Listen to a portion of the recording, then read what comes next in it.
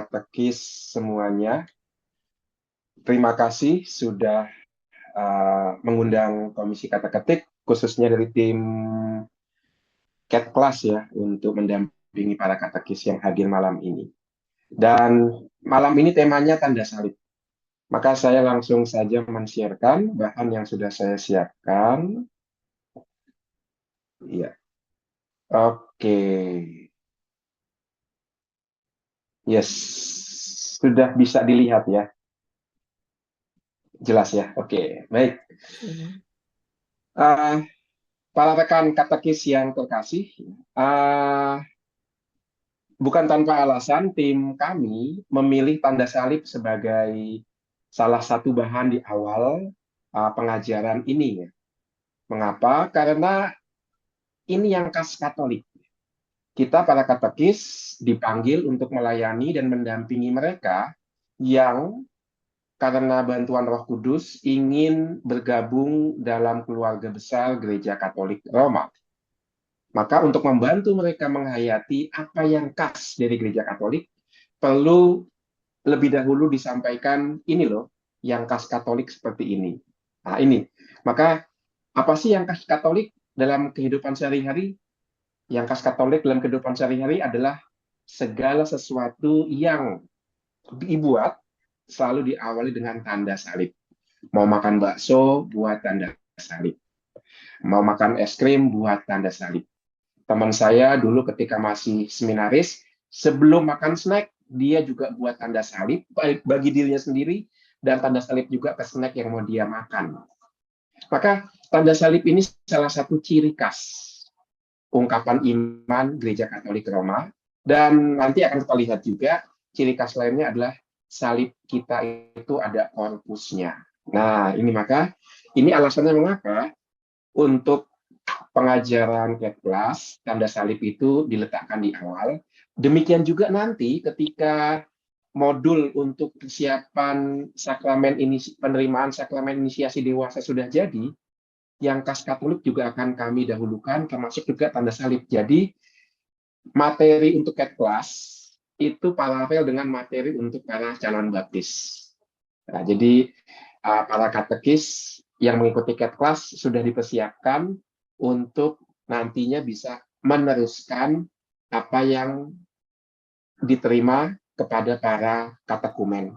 Karena kami juga sekarang membuat kurikulum untuk para katekumen dewasa khususnya, yang seragam di seluruh keuskupan. Nah, ini pesan sponsor sedikit. Baik, sekarang sudah tahu alasannya mengapa tanda salib menjadi awal, bahan awal, karena ini salah satu kekhasan Katolik, dan ternyata maknanya begitu dalam, sejarahnya begitu panjang, akarnya sudah ada dalam tradisi Yahudi, oleh sebab itu pasti ditemukan dalam kitab suci. Maka bisa dikatakan ini adalah simbol, salah satu simbol tertua dalam kekristenan, tanda salib ini.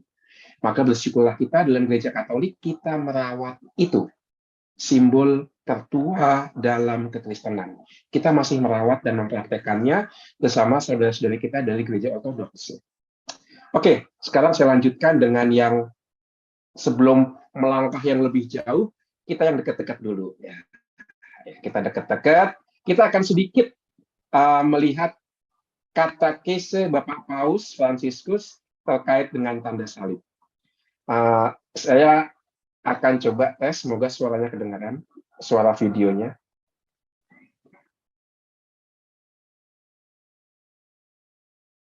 Kedengaran ya suaranya ya? Enggak, Romo, kayaknya mesti Oke. Mesti ada sesuatu, itu dia yang saya takutkan. Mungkin ada yang jago di share komputer sound kali ya? Ya, betul, Romo. Iya, Romo di share sound. Oke, saya coba lagi ya.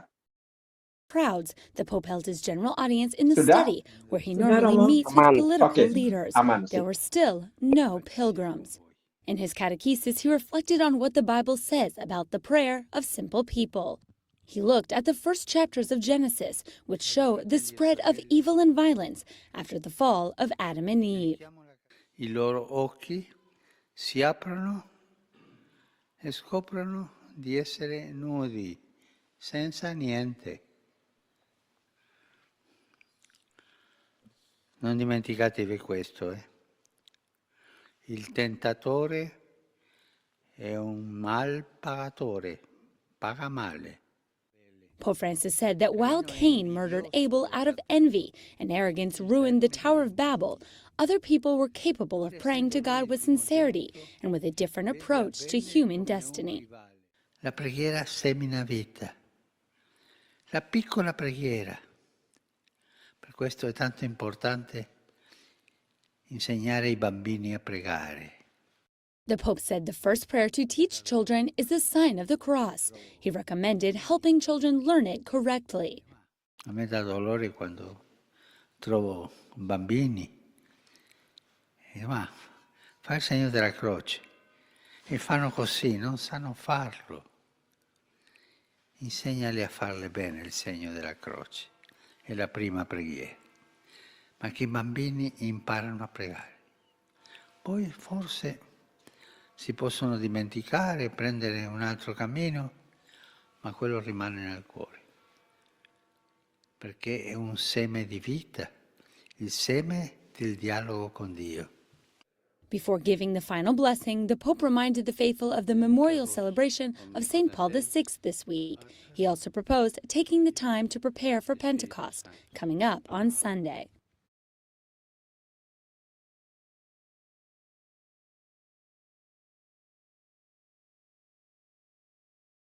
Oke, baik, terima kasih.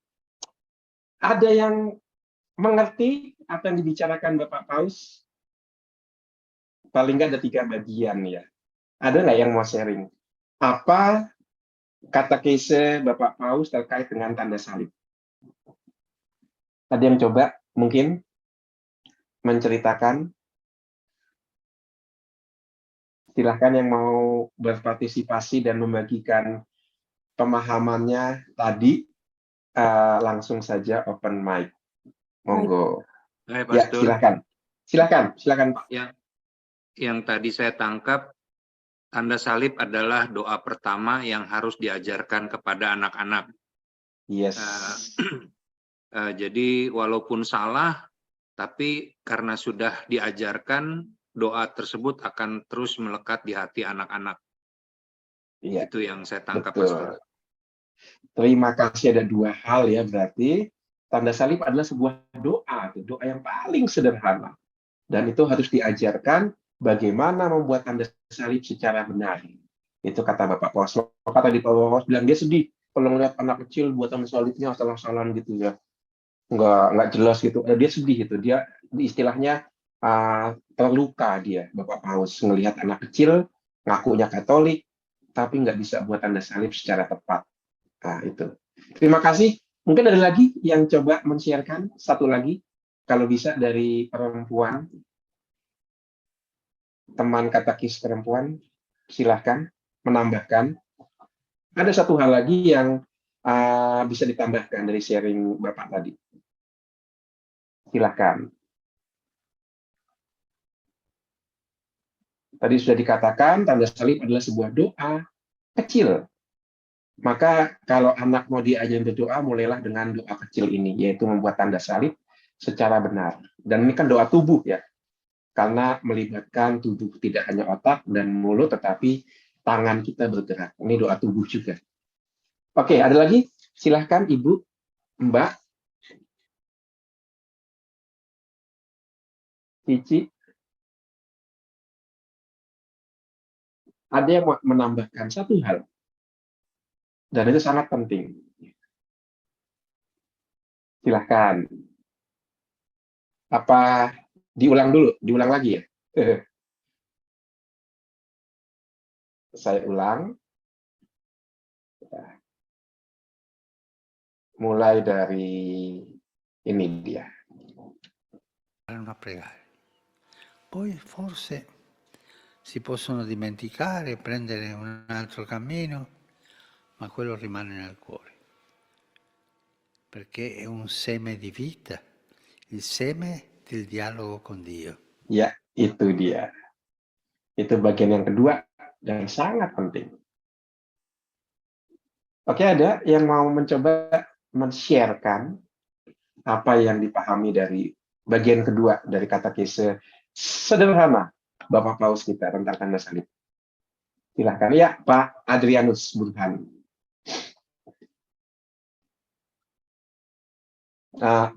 Maaf Pak, masih bisa di unmute.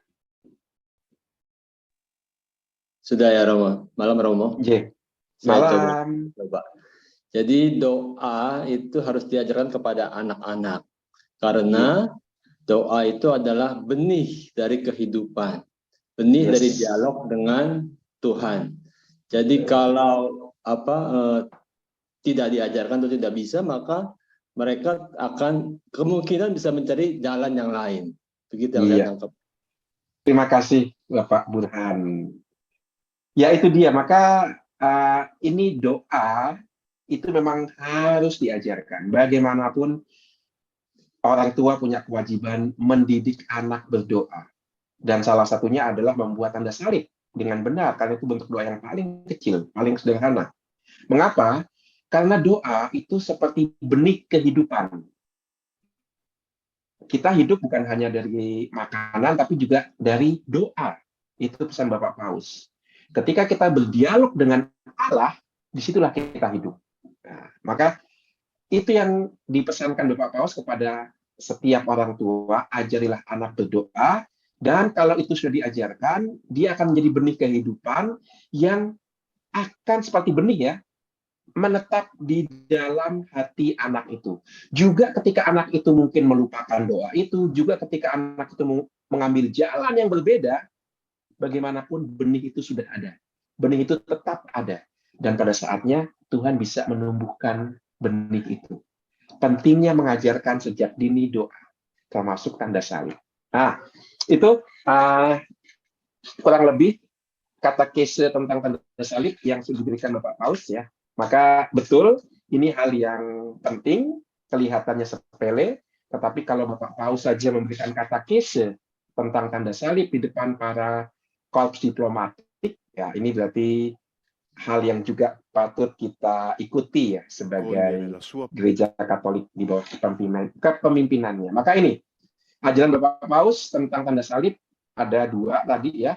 Menurut Bapak Paus Fransiskus, tanda salib adalah sebuah doa sederhana. Orang tua harus mengajarkan kepada anak-anaknya bagaimana membuat tanda salib yang benar. Nah itu, nanti akan kita lihat juga di bagian-bagian akhir, ada banyak tipe membuat tanda salib. Yang kedua, doa ini laksana benih untuk dapat berdialog dengan Tuhan. Meski dalam perjalanan waktu, sang anak mungkin melupakan atau mengambil jalan yang berbeda, benih itu sudah tertanam di sana dan siap bertunas pada saatnya. Ini, maka ajarkan sejak dini kepada anak-anak hidup doa berdoa. Nah, ini pentingnya tanda salib ya. Maka kalau kita cermati, mari sekarang kita coba membuat tanda salib. Ada dua hal penting ketika kita membuat tanda salib. Hal pertama adalah nama ilahi, ya kan? Setiap kali kita membuat tanda salib, kita menyebut nama Allah Tritunggal atau pribadi-pribadi Allah Tritunggal dalam nama Bapa dan Putra dan Roh Kudus. Amin. Maka membuat tanda salib pertama-tama dikaitkan dengan nama Allah Tritunggal. Dan inilah inti iman kita, yaitu percaya pada sebuah nama. Artinya apa? Percaya bahwa kita punya relasi pribadi dengan Allah. Itu inti iman kita. Sebuah relasi pribadi. Bukan dogma, bukan moral, tapi relasi. Maka itu terungkap dalam tanda salib karena kita menyebut nama Allah Bapa, Allah Putra, Allah Roh Kudus. Maka tanda salib pertama-tama itu dihubungkan dengan nama. Baru kemudian sambil menyebut nama, kita membuat bentuk salib dengan tangan kita. Yang itu mengingatkan akan sengsara dan wafat Tuhan kita Yesus Kristus. Maka pertanyaannya adalah, dan ini yang mungkin tidak pernah atau jarang kita tanyakan, apa hubungan nama ilahi, nama pribadi Allah Tritunggal dengan salib di mana Yesus menyerahkan dirinya untuk dunia karena mau taat pada Allah Bapa. Pernah nggak bertanya seperti itu? Membuat tanda salib kan berarti mengenangkan sengsara Tuhan. Tapi kenapa mengenangkan sengsara Tuhan perlu menyebut nama Allah Tritunggal? Apa hubungannya? Nah, ini yang mau kita lihat. Ini adalah bagian yang pertama, yaitu tanda salib dikaitkan dengan nama ilahi. Ya, ini bagian yang pertama, tanda salib dan nama ilahi. Karena membuat tanda salib, kita selalu menyebut nama. Dalam nama siapa? Pribadi-pribadi Allah Tritunggal. Maka pasti ada hubungannya salib, tanda salib dengan nama ilahi. Dan ternyata ada hubungannya. Kita lihat dari kitab suci, Yehezkiel bab 9 ayat 4. Firman Tuhan kepadanya, berjalanlah dari tengah-tengah kota, yaitu Yerusalem, dan tulislah huruf pada dahi orang-orang yang berkeluh kesah, karena segala perbuatan-perbuatan keji yang dilakukan di sana. Yehezkiel bab 9 ayat 4. Sekarang saya mau bertanya, adakah yang tahu konteksnya apa perikop ini? Kenapa Allah meminta supaya para tanda di dahi. Tanda apa itu? Tanda T di dahi. Ada yang tahu konteksnya nggak? Yang tahu boleh raise hand. Apa konteksnya kira-kira?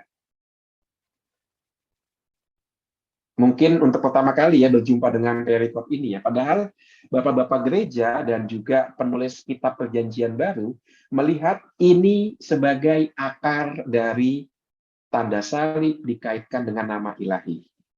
Saya akan berikan konteksnya adalah Yerusalem dianggap sudah berdosa, tidak taat kepada Allah. Penduduk Yerusalem tidak mau menyesali dosanya, tapi bangga akan dosa-dosa mereka. Maka Allah mau menghukum Yerusalem, tetapi Allah Maha Adil. Tidak semua penduduk Yerusalem itu bangga dengan dosa-dosanya. Ada juga yang mau bertobat, ada juga yang mengeluh tentang dosa-dosa Yerusalem. Maka untuk membedakan mana yang tidak bertobat dan mana yang bertobat, malaikat diminta untuk berjalan di tengah kota dan memberi huruf T di dahi bagi mereka yang mau bertobat dan yang akan selamat. Itu konteksnya. Maka konteksnya adalah memberi huruf T di dahi untuk keselamatan, untuk berkat perlindungan, terhindar dari hukuman Allah, karena memberi tanda T di dahi itu lambang pertobatan, lambang keinginan untuk taat kepada Bapa dan tidak berbuat dosa. Itu konteksnya. Maka sekarang kita bisa lihat bahwa dalam kitab Nabi Yehezkiel dinyatakan suatu simbol berbentuk T memiliki fungsi sebagai perlindungan ilahi. Dalam penglihatan Yehezkiel ini, orang-orang Yahudi yang ditandai dengan abjad terakhir, tas.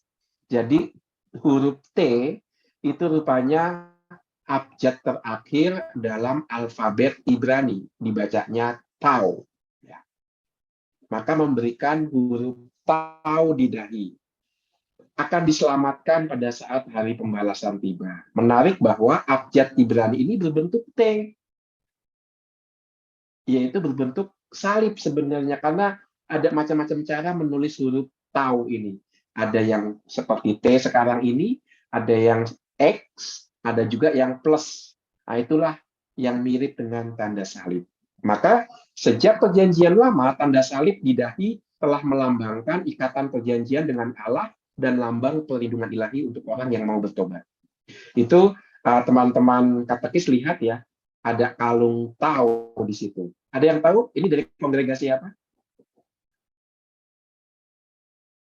Ini biasanya dipakai oleh para biarawan dari kongregasi apa kira-kira? OFM. Wah, itu dia. Terima kasih. Maka para teman-teman OFM itu tanda salibnya tanda salib yang paling kuno ya, pakai huruf Tau ini. Ya. Ini, maka ini akal biblisnya di situ. tau atau taf adalah huruf terakhir dalam aksara Yahudi, dan ternyata pada zaman Yesus huruf T itu melambangkan nama Allah. Jadi orang kalau menulis nama Allah Israel yaitu Yahweh tidak perlu menulis lengkap YHWH. Disingkat dengan huruf T karena dalam alfabet Ibrani setiap abjad itu punya makna. Misalnya huruf S itu maknanya ulang. Huruf A, Alef ya, itu maknanya rumah. Nah, huruf T, huruf terakhir, itu maknanya adalah nama Allah. Maka memberi huruf tau di dahi artinya memberi nama Allah di dahi. Ini awal relasi tanda salib dengan nama Allah. Karena huruf tau adalah singkatan dari nama Yahweh. Memberi huruf T di dahi artinya menulis singkatan nama Allah. Nah, itu relasinya seperti itu. Dan kemudian pada zaman Yesus huruf tau dapat ditulis dengan bentuk plus atau X. Simbol-simbol inilah yang ditemukan dalam makam-makam Kristen tertua abad pertama. Kedua simbol itu mengungkapkan nama Yahweh. Ya, maka memberi tanda salib di makam itu rupanya sudah sejak abad pertama. Bukan hanya di zaman kita, tapi rupanya orang-orang Kristen abad pertama itu sudah memberikan huruf tau ini di makam. Kita akan melihat nanti ketika salah satu ritus tertua yang menggunakan tanda salib adalah ritus kematian. Ya. Salah satunya dengan menulis huruf T di makam orang mati ini. Oke, kita lanjutkan. Selain itu, dalam Perjanjian Baru juga kita temukan ya relasi antara tanda salib dengan nama ilahi ini. Galatia 6 ayat 17. Selanjutnya janganlah ada orang yang menyusahkan kamu karena pada tubuhku ada tanda-tanda milik Yesus. Apa itu tanda-tanda milik Yesus? Apa itu tanda bahwa aku milik Yesus? Tanda salib. Ingat enggak ketika kita masih kecil dan masih sekolah? Bagaimana caranya membedakan bukuku dari buku temanku? Apa yang kita buat? Kita menulis nama di atas buku kita, ya kan? Artinya apa? Buku yang ada namaku itu adalah milikku. Pulpen yang ada namaku itu adalah milikku. Maka untuk memperlihatkan ini milikku, aku menulis nama di atas benda itu. Maka benda itu akan kujaga, kulindungi, kurawat, jangan sampai dicuri, jangan sampai hilang. Pada zaman dulu, sampai sekarang ya, hewan-hewan ternak juga seperti itu kan, dicap gitu kan, supaya nanti tidak kecampur sama ternak lainnya. Jadi bisa dibedakan, oh ini sapinya Romo Uut, ini sapinya Romo Hadi Suryo, ini sapinya Romo Vincent gitu kan, karena di sapi-sapi itu ada nama-namanya tuh. Dan bisanya sapinya Romo Uut gemuk-gemuk. Sapinya Romo Vincent kurus-kurus ya. Kayak Romo Vincent sendiri kan kurus. Langsing. Nah, itu. Jadi memberi nama itu berarti mengklaim ini milik. Demikian juga ketika kita dibaptis. Dibaptis itu berarti diberi nama Bapa, Putra, Roh Kudus. Ini yang dikatakan Paulus. Dalam tubuhku ada tanda-tanda bahwa aku milik Kristus. Artinya apa? Paulus sudah dibaptis. Dan dengan pembaptisan, nama Allah tertera pada tubuhnya. Tentu tidak kelihatan, karena ini sifatnya rohani. Pembaptisan adalah pemberian nama Allah pada hidup kita. Sehingga kita milik Allah, kita dijaga.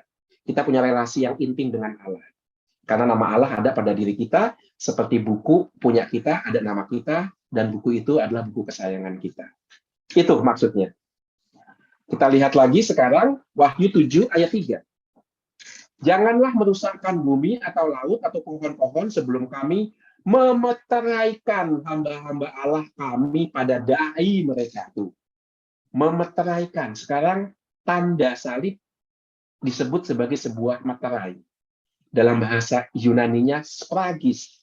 Dan nanti dikembangkan oleh Santo Agustinus meterai ini tidak akan bisa dihapus juga oleh alam maut sekalipun. Meterai itu kan apa ya? Tanda jadi ya kan. Kalau saya buat perjanjian di atas meterai 6.000 ya, maka itu sah gitu kan. Demikian juga perjanjian kita dengan Allah. Baptis itu adalah meterai, artinya aku milik Tuhan dan aku tidak akan mungkin dilupakan Allah karena ini udah perjanjian yang mengikat. Nah, itu Wahyu menunjukkan itu dan disebutkan di dahi. Akarnya tadi di Yeskiel tadi ya. Lanjut,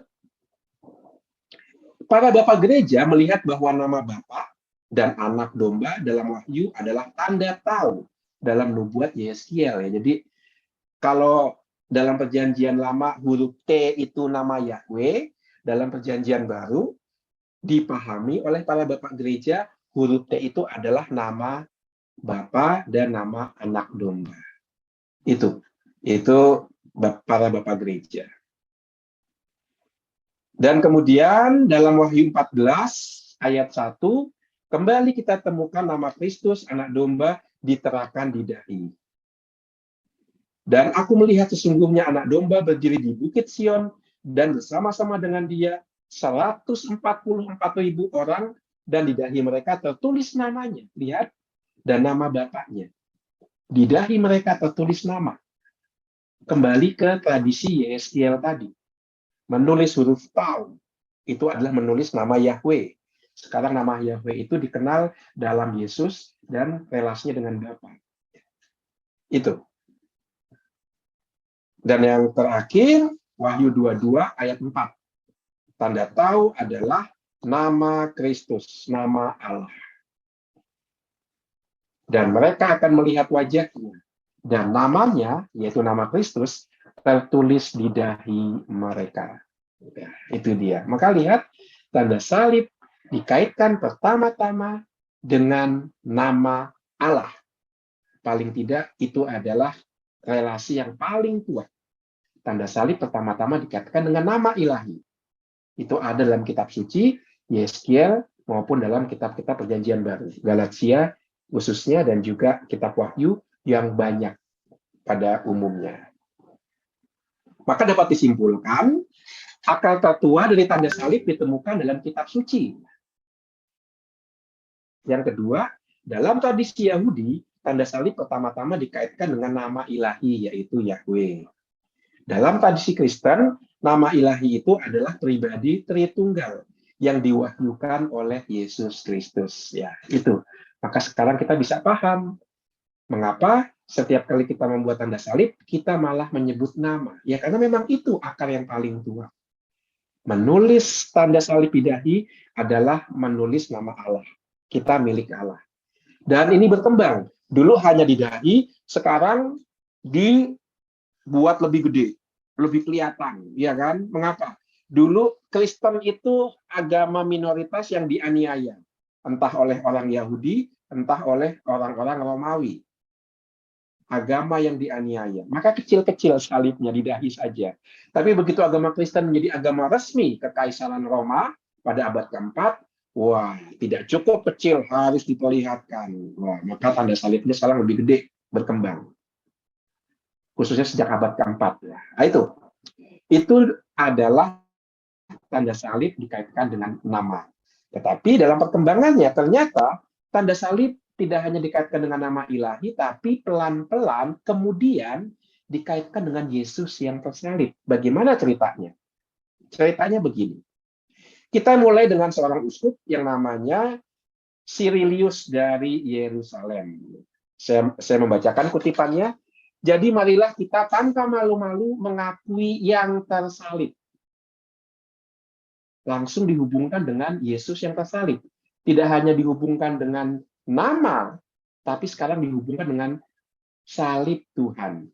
Jadikan salib sebagai meterai kita yang dibuat dengan mantap menggunakan jari-jari di dahi kita dan dalam segala kesempatan. Atas roti yang kita makan dan cawan yang kita minum, saat kita datang dan saat kita pergi, sebelum kita tidur, saat kita berbaring, dan saat kita terjaga, saat kita bepergian dan saat kita beristirahat. Jadi lihat, sejak abad keempat, tanda salib sekarang tidak hanya dikaitkan dengan nama Allah, tapi dikaitkan juga dengan Yesus yang sengsara dan wafat di atas kayu salib. Pertanyaannya, kok bisa sekarang dari nama ilahi ke Yesus yang disalib? Nah, ini kita akan lihat sekarang. Kutipan lain dari seorang kudus lainnya, Theodorus, yang mengatakan, kalian harus menggenggam kedua jari lainnya, namun tidak terlalu ketat. Keduanya mempresentasikan dua kodrat Yesus. Jadi kurang lebih begini.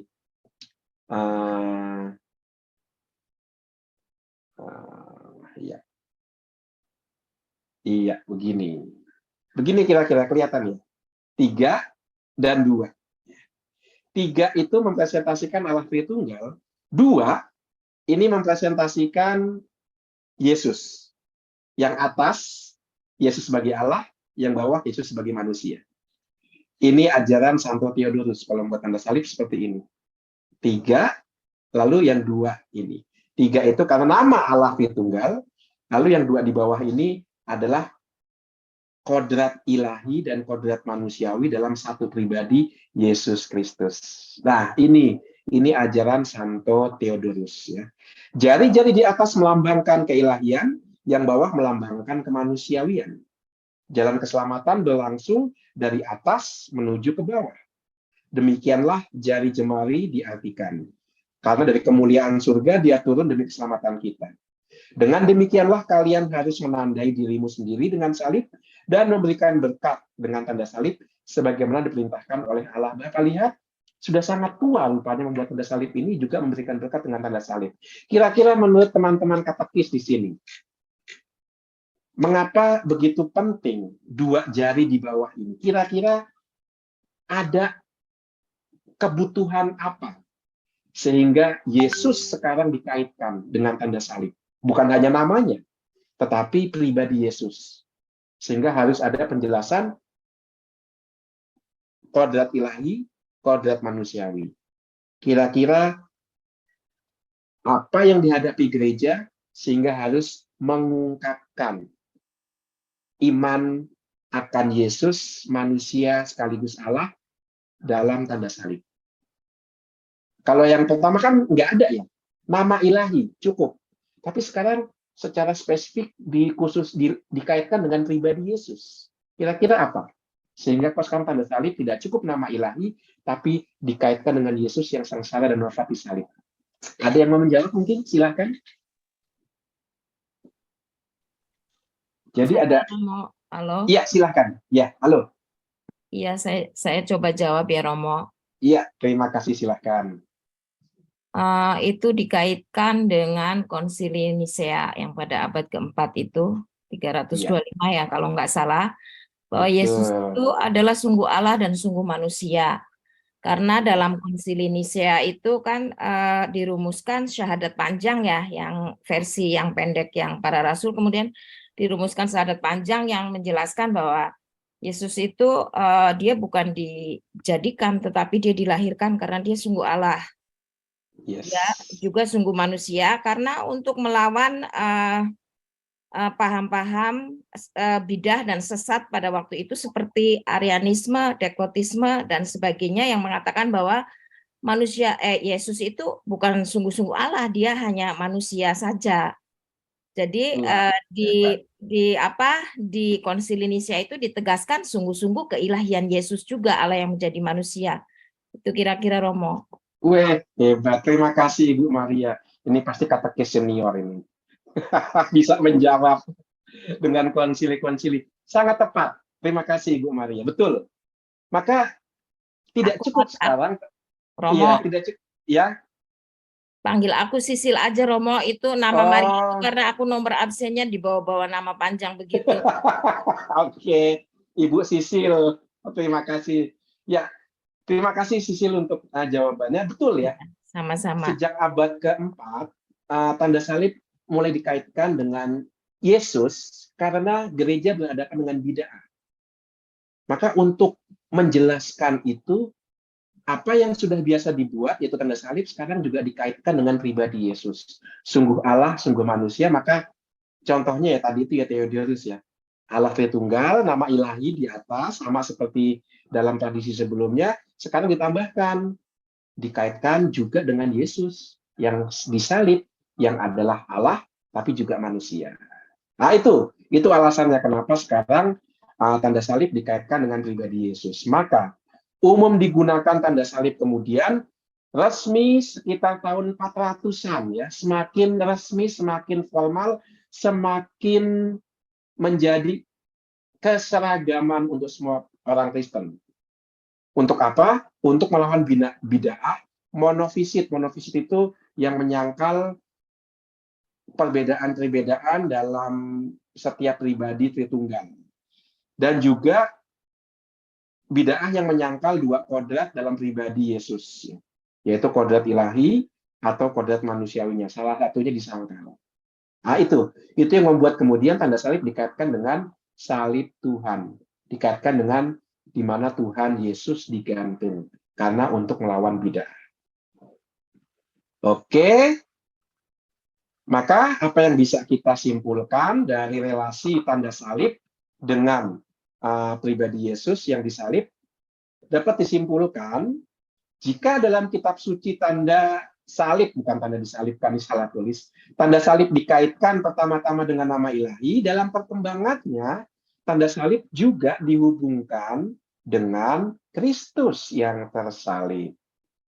Maka membuat tanda salib membantu orang beriman untuk mengungkapkan inti iman Kristen, yaitu tidak hanya percaya pada Allah Tritunggal, tetapi percaya pada Allah Tritunggal yang diwahyukan oleh Kristus Yesus, terutama melalui sengsara dan wafatnya untuk keselamatan dunia.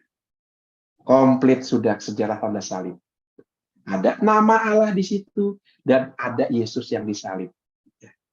Maka dengan demikian ungkapan iman ini terutama sangat diperlukan di hadapan beragam bid'ah, terutama yang menyangkal baik keilahian maupun kemanusiaan Yesus. Jadi cukup dengan membuat tanda salib. Maka kalau ada orang Kristen nggak percaya bahwa Yesus itu sungguh-sungguh Allah, ngapain membuat tanda salib? Karena justru membuat tanda salib itu berarti mengungkapkan iman bahwa aku bisa percaya pada nama Allah Tritunggal, pada pribadi-pribadi ilahi Allah Tritunggal, karena Yesus turun ke dunia dan mengungkapkan, mewahyukan Allah itu dalam terutama salibnya. Nah, itu. Ini sekarang kita bisa melihat hubungan antara tanda salib dengan nama ilahi, yaitu nama Allah Tritunggal, nama pribadi-pribadi Allah Tritunggal, dan tanda salib dengan pribadi Yesus yang melalui sengsara dan wafatnya di kayu salib mewahyukan Allah Tritunggal yang adalah kasih itu. Oke, semoga tidak terlalu sulit untuk dipahami. Ya, itu bagian yang kedua. Sekarang kita masuk bagian yang ketiga. Bagaimana tanda salib dalam gereja perdana. Saya masih punya waktu 5 menit ya, Ibu B ya. Oke. Masih ada 5 menit ya.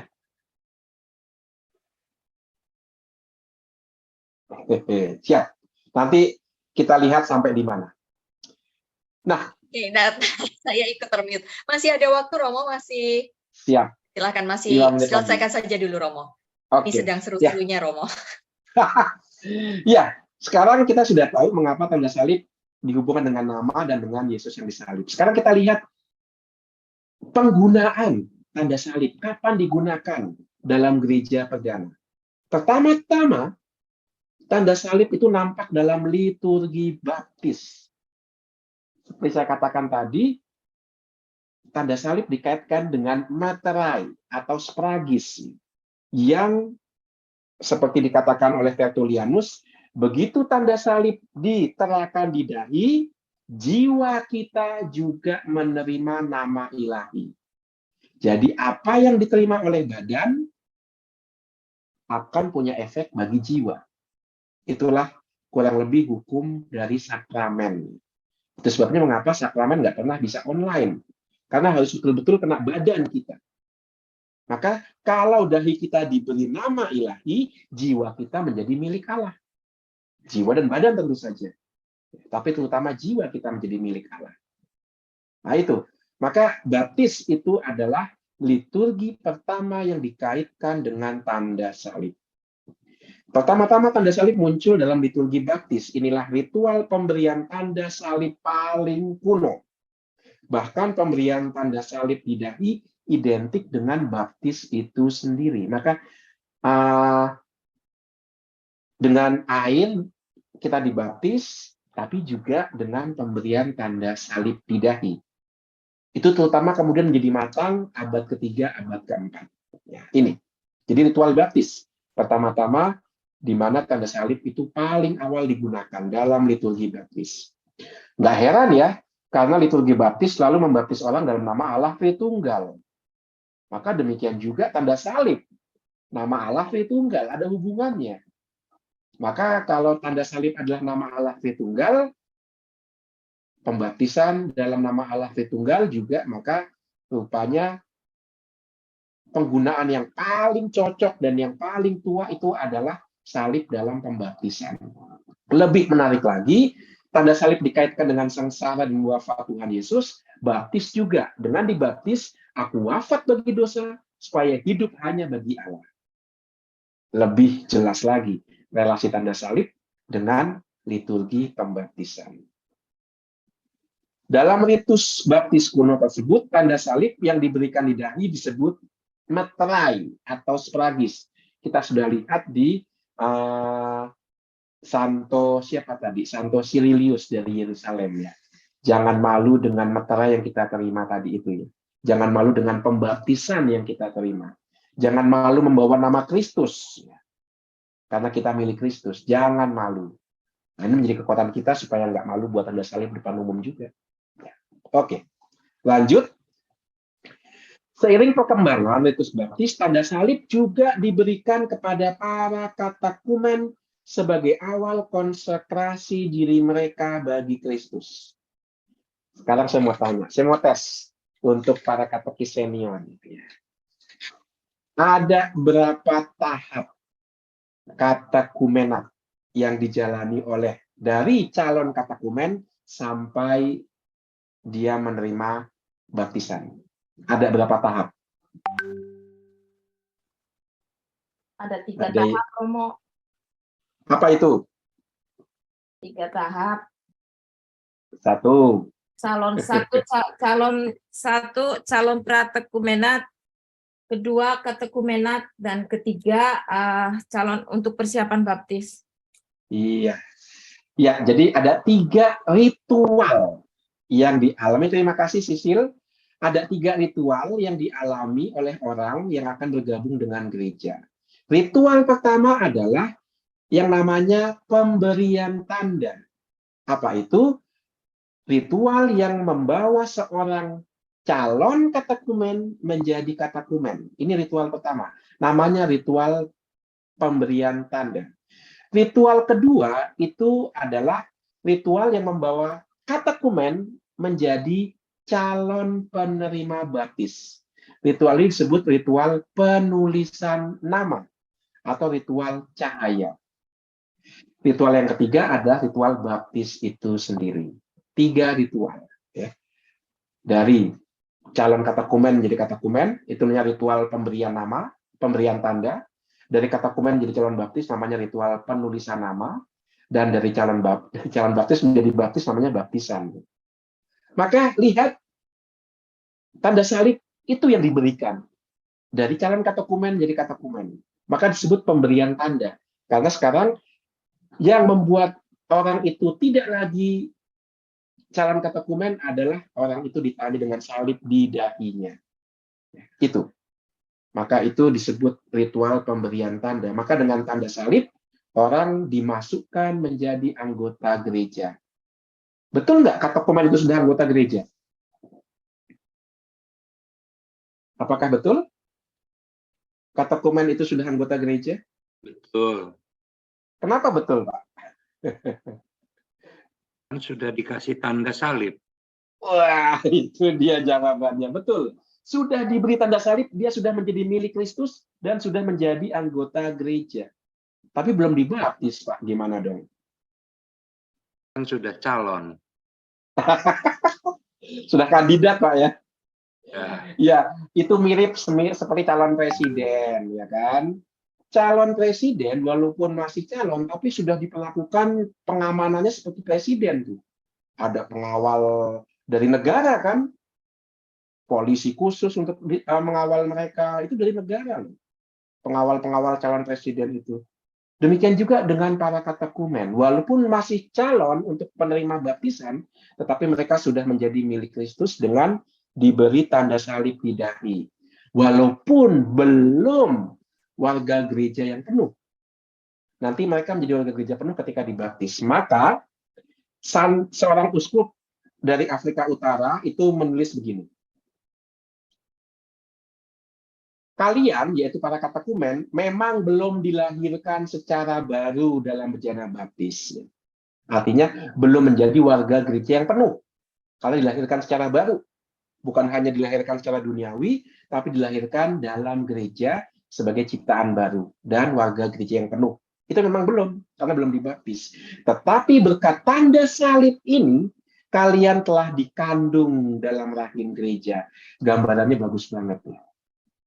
Walaupun katekumen itu belum dilahirkan, tapi dia sudah ada dalam rahim bunda gereja. Maka seperti seorang bunda merawat anak dalam kandungannya, gereja juga harus merawat para katekumen. Sesayang ibu-ibu merawat bayi dalam rahimnya. Dan terutama siapa yang harus merawat para katekumen ini? Karena nggak bisa seluruh anggota gereja merawat katekumen, nggak bisa. Siapa yang pertama-tama merawat para katekumen dalam rahim bunda gereja? Para Siapa katekis. Para katekis. Waduh. Siapakah katekis pertama dalam gereja? Katekis pertama dalam gereja Bunda Maria. Maria Belum Magdalena. Magdalena. Maria Magdalena. Belum tepat. Katekis pertama itu bukan dalam arti sejarah ya. Pertama yang menjadi katekis, bukan. Tapi katekis, sebutan katekis pertama-tama itu disandang oleh uskup. Uskup adalah katekis yang pertama. Maka seorang uskup sangat menaruh perhatian untuk para katekumennya. Itu sebabnya kalau ritual pemberian tanda salib dari calon katekumen menjadi katekumen itu dilakukan oleh para katekis, penulisan nama itu dilakukan oleh uskup. Maka uskup memperhatikan para katekumen. Tidak heran banyak uskup-uskup yang terkenal, Santo Santa, uskup yang Santo Santa itu juga seorang katekis kandang. Contohnya Santo Ambrosius. Itu seorang katekis luar biasa. Apa buktinya Ambrosius katekis luar biasa? Ada yang tahu mengapa Ambrosius katekis luar biasa? Bisa menobatkan seseorang, bahkan orang itu menjadi santo lagi tuh. Siapa itu? Agustinus, Romo. Agustinus. Iya. Itu karena kehebatan Ambrosius. Dia uskup tapi sangat memperhatikan para katekumen. Contoh lainnya sudah saya berikan tadi, Santo Sililius dari Yerusalem. Itu uskup Yerusalem. Contoh lainnya adalah Santo Carolus Borromeus, uskup Milan. Ambrosius juga uskup Milan. Nah, ini. Maka uskup-uskup tempo dulu sangat memperhatikan perjalanan katekumenan. Dan puji syukur, uskup Roma yang sekarang ini juga menaruh perhatian pada katekese. Siapa itu uskup Roma saat ini? Bapak Paus Fransiskus. Bapak Paus kan uskup Roma ya. Dia sangat perhatian pada katekese. Maka dia selalu berkatekese, termasuk tadi ya katekese salibnya. Dan dia adalah Paus pertama yang mengusulkan agar para katekis dilantik secara resmi melalui liturgi khusus. Perhatiannya pada katekis luar biasa. Maka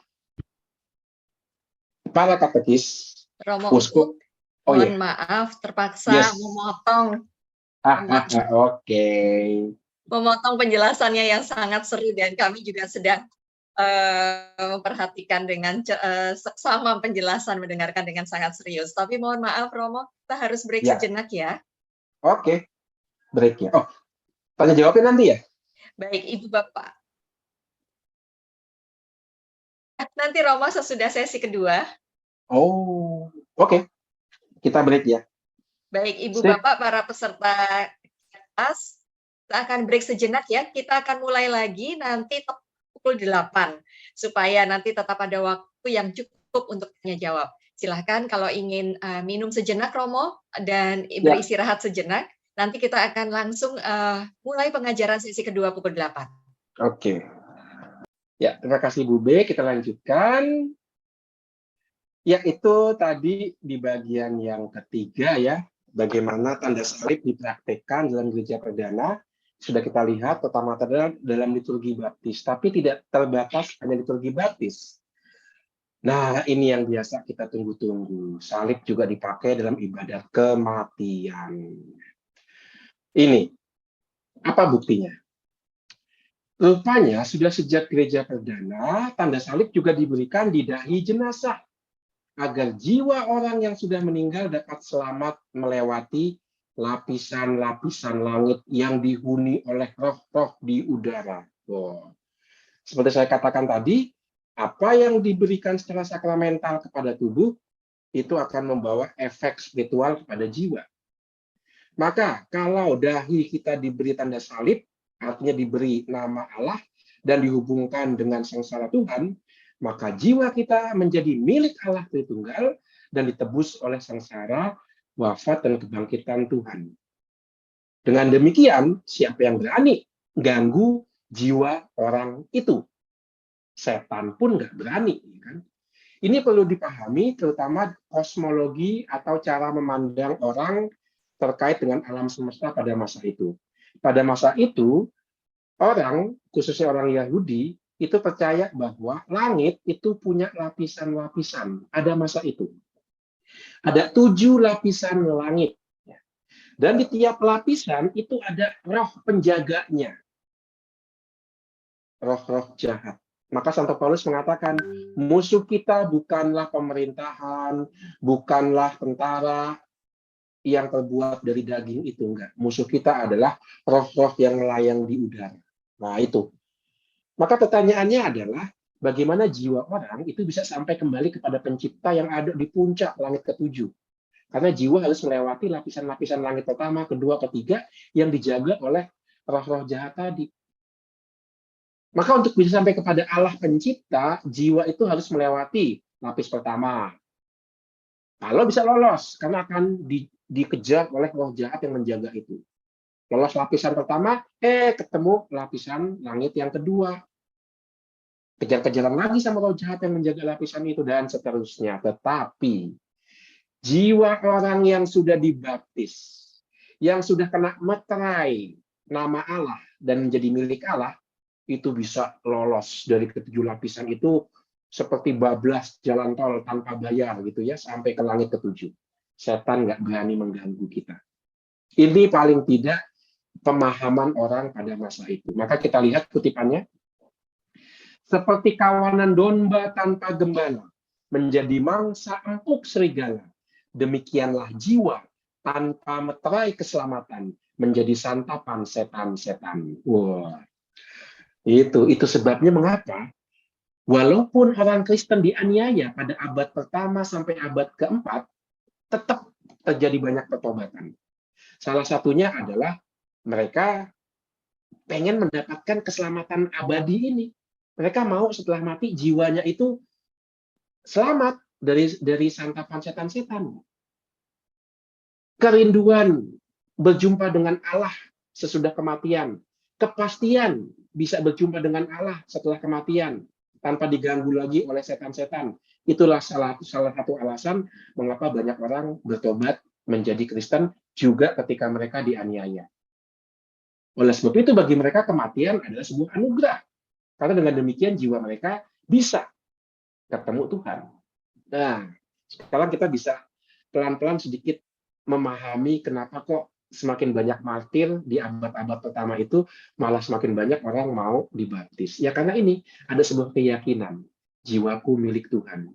Dan seperti Gembala tidak akan membiarkan dombanya hilang, demikian juga Allah akan merawat jiwaku sehingga sampai berjumpa dengannya di langit ketujuh. Nah, ini gambaran orang pada masa itu seperti itu. Dan kita pada zaman sekarang punya keyakinan yang sama. Jiwa kita milik Tuhan. Ya, ini. Itu ritus kematian. Bagaimana tanda salib dikaitkan dengan ritus kematian? Ya, karena dengan diberi materai, maka jiwa bisa selamat melewati lapisan-lapisan langit tadi dan sampai berjumpa dengan Allah, kebahagiaan abadi.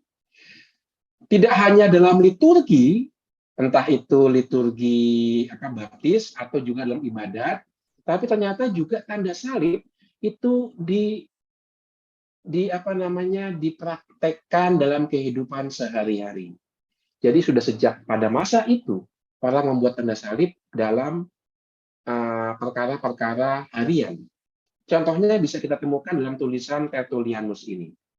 Tertullianus menggambarkan kebiasaan membuat tanda salib begini. Dalam segala kegiatan dan gerakan, setiap kali kami pergi, kami datang maupun pergi, saat mengenakan sepatu, saat mandi, saat makan, saat menyalakan lilin, saat berbaring, saat duduk, dalam segala apapun yang kami lakukan, kami menandai dahi kami dengan tanda salib. Bayangkan. Sampai hal kecil pakai sepatu aja mesti buat tanda salib di dahi. Mandi pakai tanda salib, nyalain lilin pakai tanda salib di dahi. Artinya apa? Artinya semua tindakanku adalah tindakan memuliakan Allah, memuji Allah. Dan inilah panggilan orang yang dibaptis.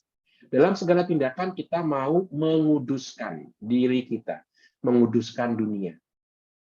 Ini alasannya mengapa Tertullianus memberi kesaksian. Tertullianus adalah seorang tokoh pemikir Kristen, dia awam, dia bukan seorang imam, yang hidup di abad ketiga dan dia martir. Dan dia banyak memberikan kesaksian tertulis tentang cara hidup jemaat pada masanya. Kesaksian tentang sakramen baptis di abad-abad ketiga, abad keempat, pertama-tama itu ada dari Tertullianus. Demikian juga dengan sakramen Ekaristi. Dan salah satunya ini, kebiasaan membuat tanda salib dalam kegiatan-kegiatan kecil. Itu ternyata kebiasaan orang Kristen itu. Maka kita lihat bagaimana Gereja Katolik menjaga tradisi para rasul ini. Sampai sekarang, 2000 tahun kemudian, kita masih melakukan hal yang sama dengan membuat tanda salib juga untuk kegiatan harian kita. Nah, patut bersyukur kita. Gereja Katolik menjaga tradisi ini. Oke, selanjutkan dan bukan hanya Tertullianus, ada seorang tokoh yang homilinya begitu dahsyat, yaitu Yohanes Chrysostomus. Hidup kurang lebih 1 abad setelah Tertullianus. 2 abad. Beliau mengatakan begini, melalui saliblah segalanya terlaksana. Baptis diberikan melalui tanda salib. Penumpangan tangan juga. Penumpangan tangan itu adalah simbol sakramen penerimaan sakramen Krisma sebenarnya. Dan juga tahbisan. Entah kita sedang di rumah, atau dalam perjalanan, atau dimanapun, tanda salib adalah suatu berkat besar. Baju zirah keselamatan. Bisa paham ya apa itu baju zirah ya? Baju besi untuk tentara abad pertengahan gitu kan, baju zirah itu. Jadi kalau ada benda tajam, panah maupun pedang, nggak bisa langsung melukai tubuh tentara. Maka tanda salib seperti itu, pelindung. Maka dibuat di setiap waktu untuk melindungi kita dari serangan setan.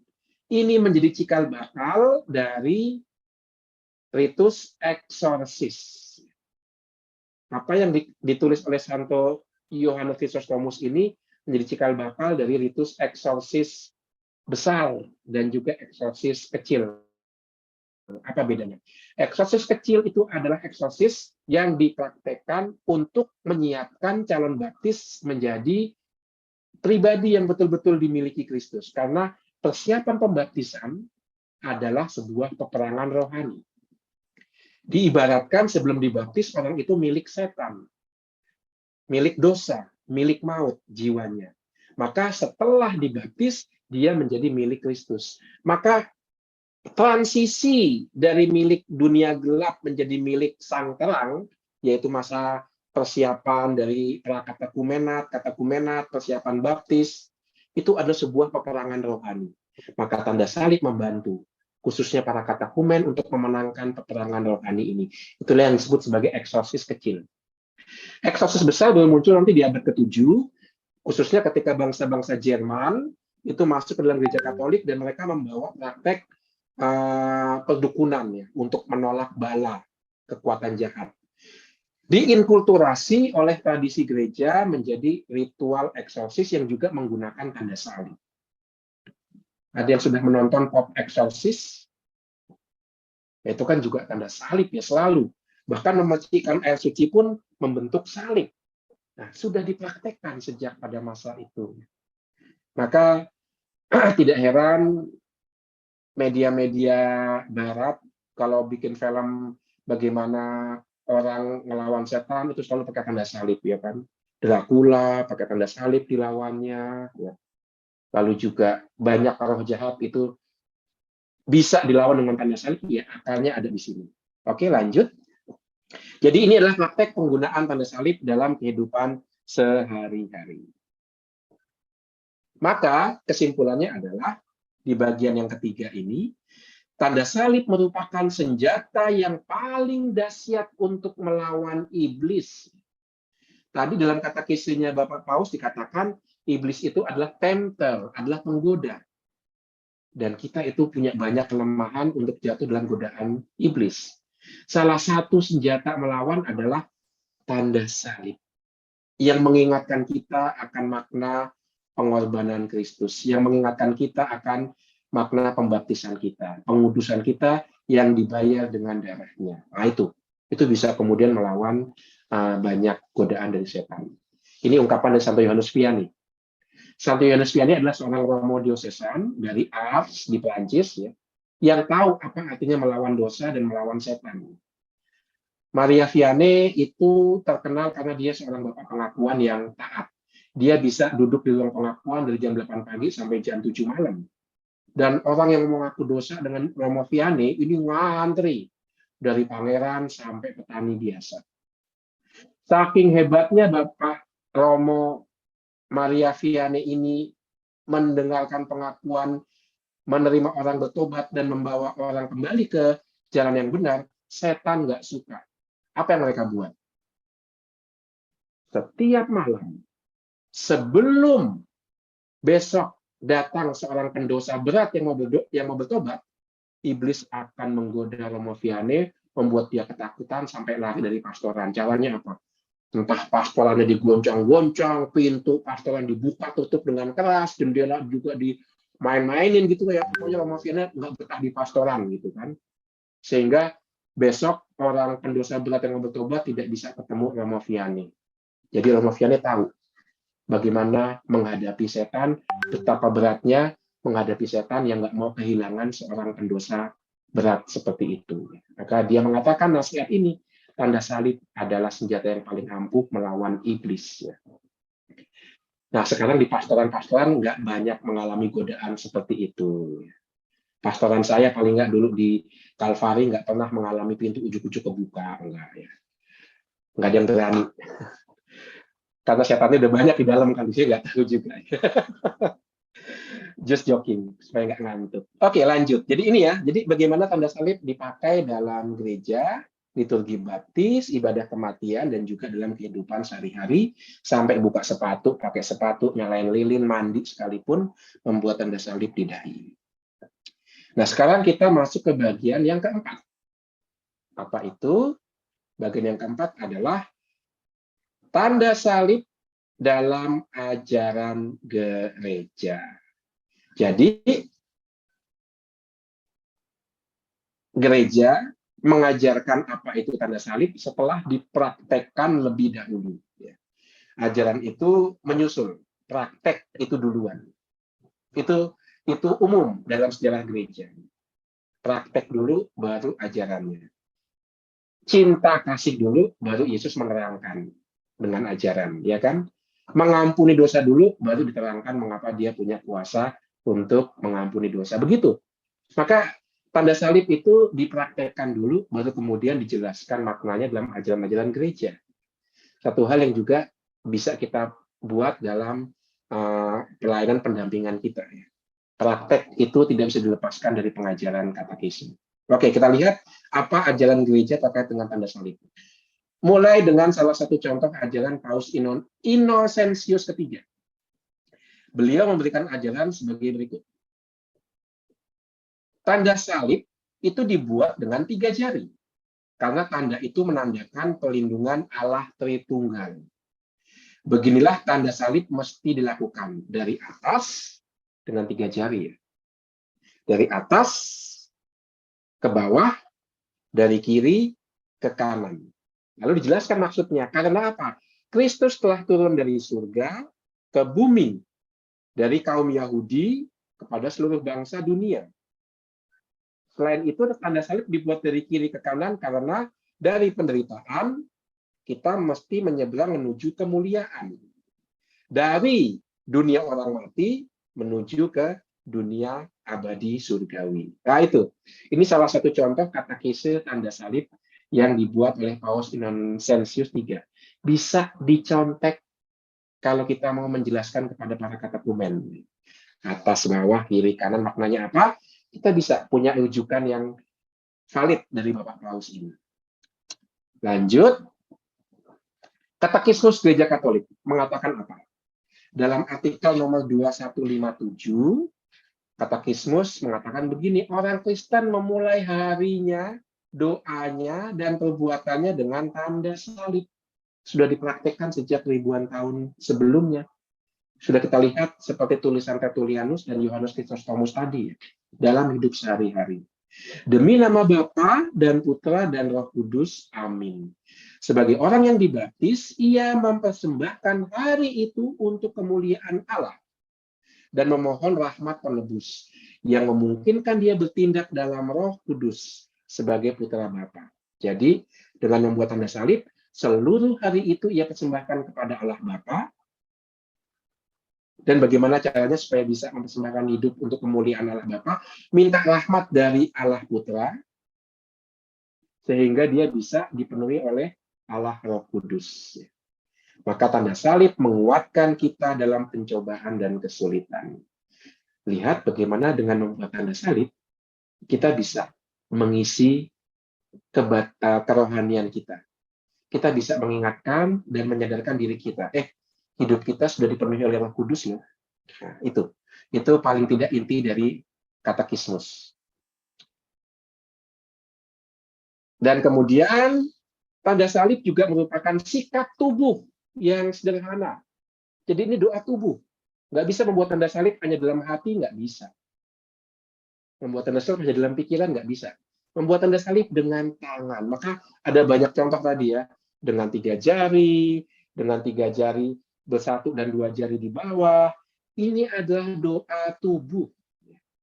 Maka melibatkan tubuh. Ini doa yang komplit, walaupun sederhana tapi komplit. Ada konsepnya, ada maknanya, ada ucapannya, ada gerakannya. Tanda salib akan selalu mengingatkan kita akan peristiwa iman yang telah berumur lebih dari 2000 tahun ketika Yesus mengorbankan dirinya untuk menyelamatkan dan menebus kita. Dengan membuat tanda salib, kita membuka diri pada kehadiran dan pertolongan Tuhan dalam membimbing dan menyelamatkan seluruh persiaran hidup kita. Nah, itu ajaran gereja. Sekarang mungkin ini yang bisa menarik banyak katekis, macam-macam membuat tanda salib. Yang pertama,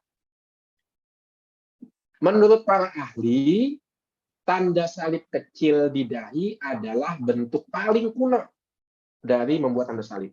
Sudah kita lihat tadi ya. Ini tanda yang paling kuno yaitu di dahi menulis nama Allah dan dikaitkan juga dengan salib Tuhan. Kemudian dalam perkembangannya, umumnya di Gereja Barat Katolik Roma, di Armenia, di Ethiopia, gerakan tanda salib dilakukan dengan menggunakan tangan kanan dan jari terbuka seperti ini. 5 jari melambangkan kelima luka Yesus yang kudus. Ada juga yang mengatakan dengan membuat tanda salib tangan terbuka, kita sebenarnya memberkati diri kita dan juga memberkati apa yang mau kita buat. Mengapa kita bisa memberkati? Karena kita percaya pada Tuhan, dan dengan membuat tanda salib ini Tuhan menyalurkan berkat-Nya melalui tangan kita yang membuat tanda salib dengan jari terbuka. Ini cara yang berikutnya. Nah, ini sudah kita praktekkan tadi ya. Menurut Santo Theodorus tadi ya. Gereja Katolik Ritus Timur dan Gereja Ortodoks membuat tanda salib dengan ibu jari jempol, jari telunjuk, dan jari tengah yang disatukan. Kesatuan ketiganya menyimbolkan Tritunggal Maha Kudus. Kedua jari yang tersisa tetap melekat pada telapak tangan, menyimbolkan kodrat ilahi dan manusiawi Yesus ya. Sudah. Itu. Lalu yang terakhir adalah jemaat Ortodoks Rusia menggunakan model sebaliknya. Dua jari, jempol telunjuk yang menyatu, ketiga jari lainnya ditekuk. Ya, ini agak susah nih. Nah, gini. Ya, mereka membuat segitiga gitu ya. Nah, itu. Jadi ada banyak model, banyak macam cara. Jangan dicari mana yang paling benar dan mana yang paling salah, enggak. Ini adalah mengikuti budaya, mengikuti kebiasaan, dan juga mengikuti perkembangan zamannya. Seperti tadi, Santo Theodorus membuat tanda salib seperti itu ajarannya karena pada masanya mau melawan bid'ah Arianisme yang menyangkal keilahian Yesus. Maka ditekankan dua jari di bawah ini. Nah, maka tidak ada yang paling tepat. Semua disesuaikan dengan situasi. Itu. Nah, sekarang masuk ke bagian yang ke-6. Ini bagian yang terakhir. Romo, kenapa gereja Katolik salib itu ada korpusnya? Kita akan melihat ini. Karena apa? Karena korpus dalam salib itu mengungkapkan inti iman kita. Apa artinya? Gereja Katolik memilih penggambaran korpus Kristus di salib karena penggambaran itu lebih jelas menyampaikan inti iman Kristen. Seperti yang diajarkan oleh Santo Paulus. Aku telah memutuskan untuk tidak mengetahui apa-apa di antara kamu selain Yesus Kristus, yaitu Dia yang disalibkan. Maka mesti ada dianya yang disalibkan, maka ada korpusnya. Maka itu mengungkapkan inti iman Kristen. Percaya pada Yesus Kristus yang disalibkan. Dan itu kan juga ada dalam kredo. Akan Yesus Kristus, putranya yang tunggal Tuhan kita, yang dikandung dari Roh Kudus, dilahirkan oleh perawan Maria, yang menderita sengsara.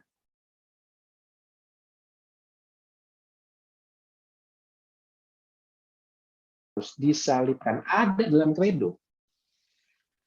Maka salib dengan korpus mengungkapkan secara lebih jelas dan eksplisit inti iman kita.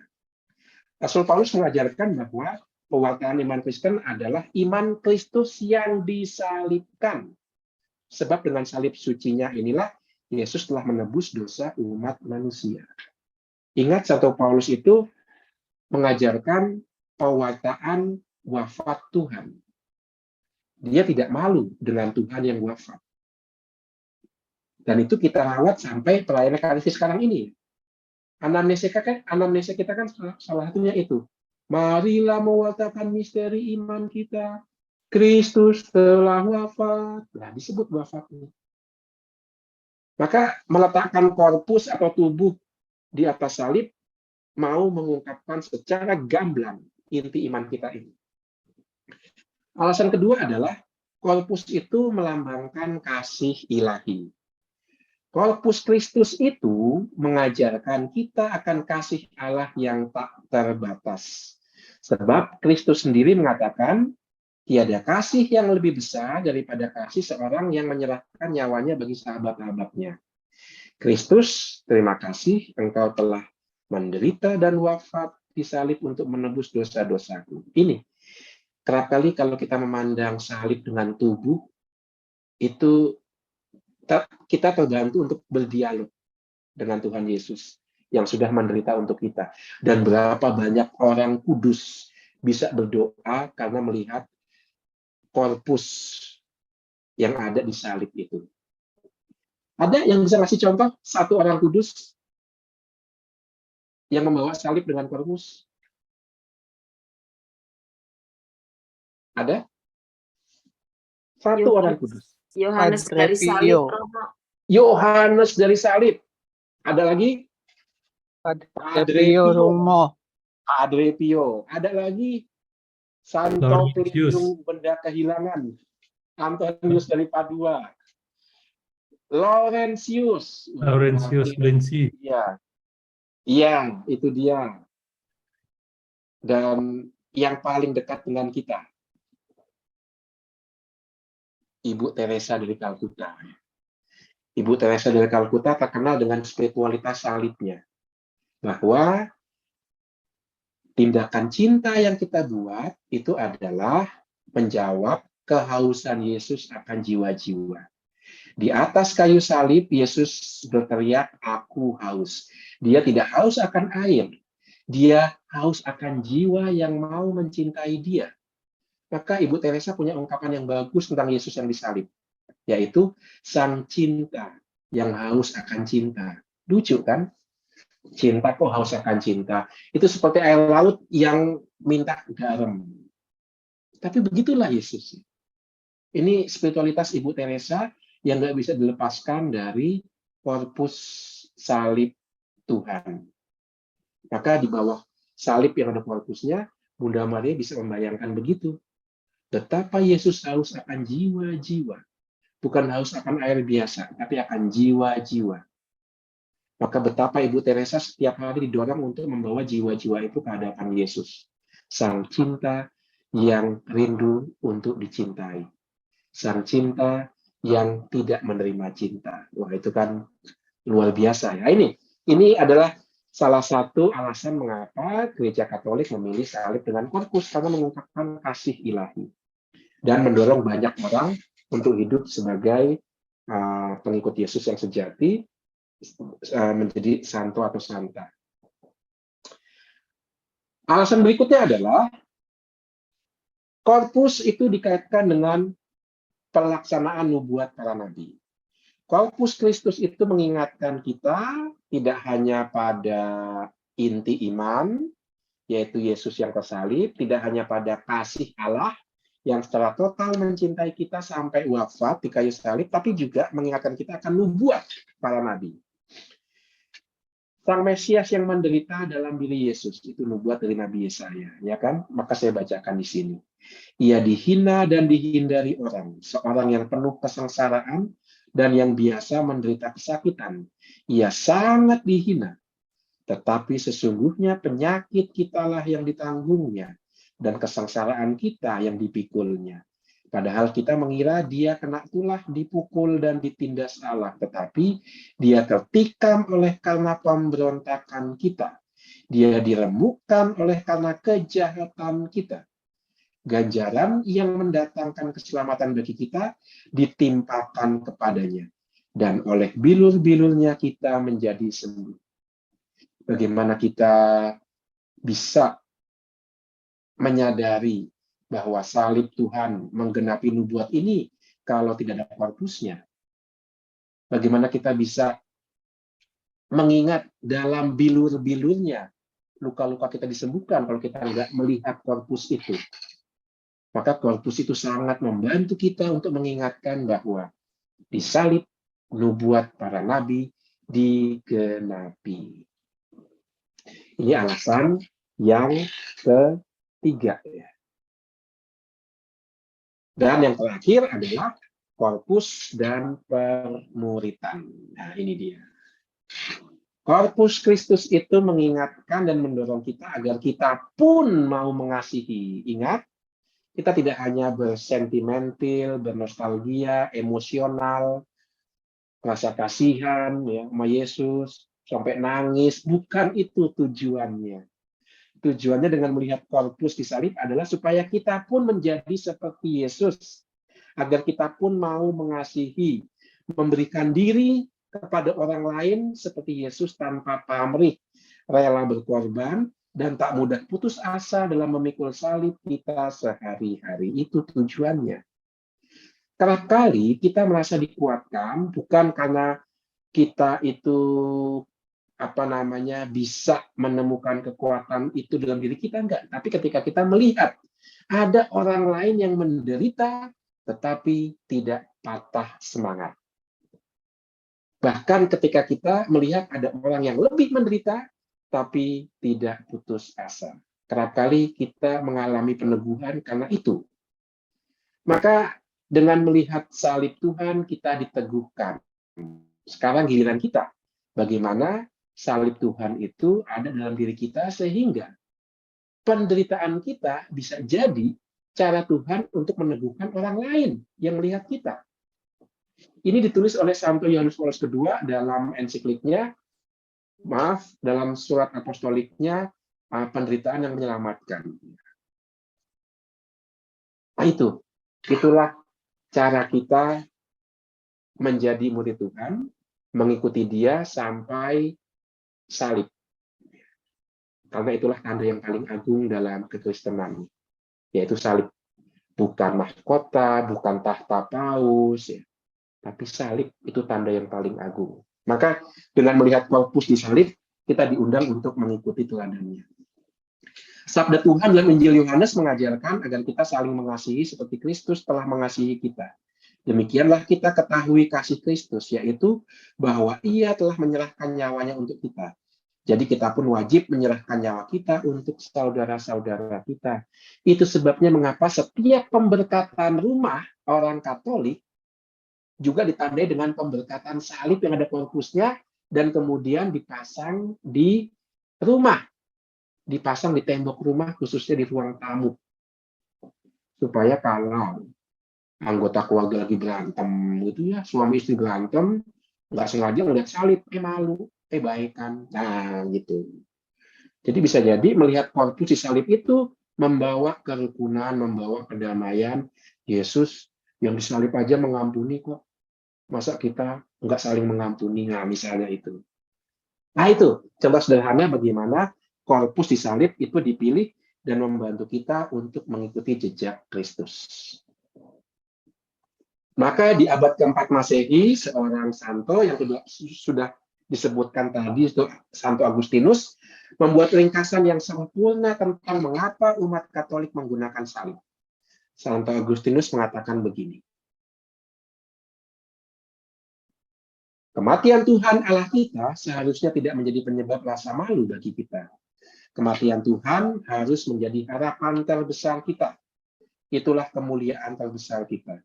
Dengan menanggungnya sendiri kematian yang Dia temukan dalam kita, Yesus telah menggenapi janji setianya untuk memberi kita kehidupan dalam dirinya.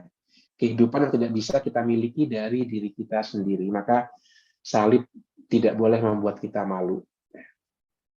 Kadang-kadang kan kita seringkali mendengar Tuhannya orang Kristen dilahirkan, telanjang, miskin dalam kandang, bidannya siapa. Kadang-kadang kita tersulut emosi, merasa itu sebagai penghinaan. Oh enggak, itu adalah cara kita menghayati iman kita. Begitulah cinta Allah kita sampai Dia mau merendahkan diri, bahkan menjadi hamba. Supaya apa? Supaya kita nggak takut menghadap Dia. Datanglah padaku, kalian yang letih lesu dan beban berat. Aku akan memberikan rasa lega kepadamu. Pikulah kuk yang kuberikan, karena aku ini lemah lembut dan rendah hati. Kerap kali kita itu tidak mau keluar, tidak mau menyapa orang, tidak mau bergaul, karena kita takut ditolak.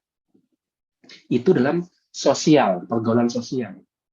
Sebenarnya akarnya ada, paling dalam itu adalah kita takut ditolak oleh Sang Pencipta kita sendiri.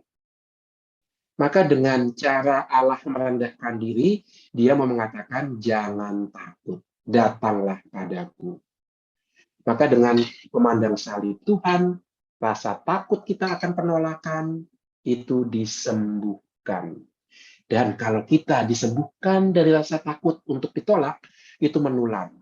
Lalu, pancaran sukacita kita itu bisa juga menyembuhkan orang yang ketakutan.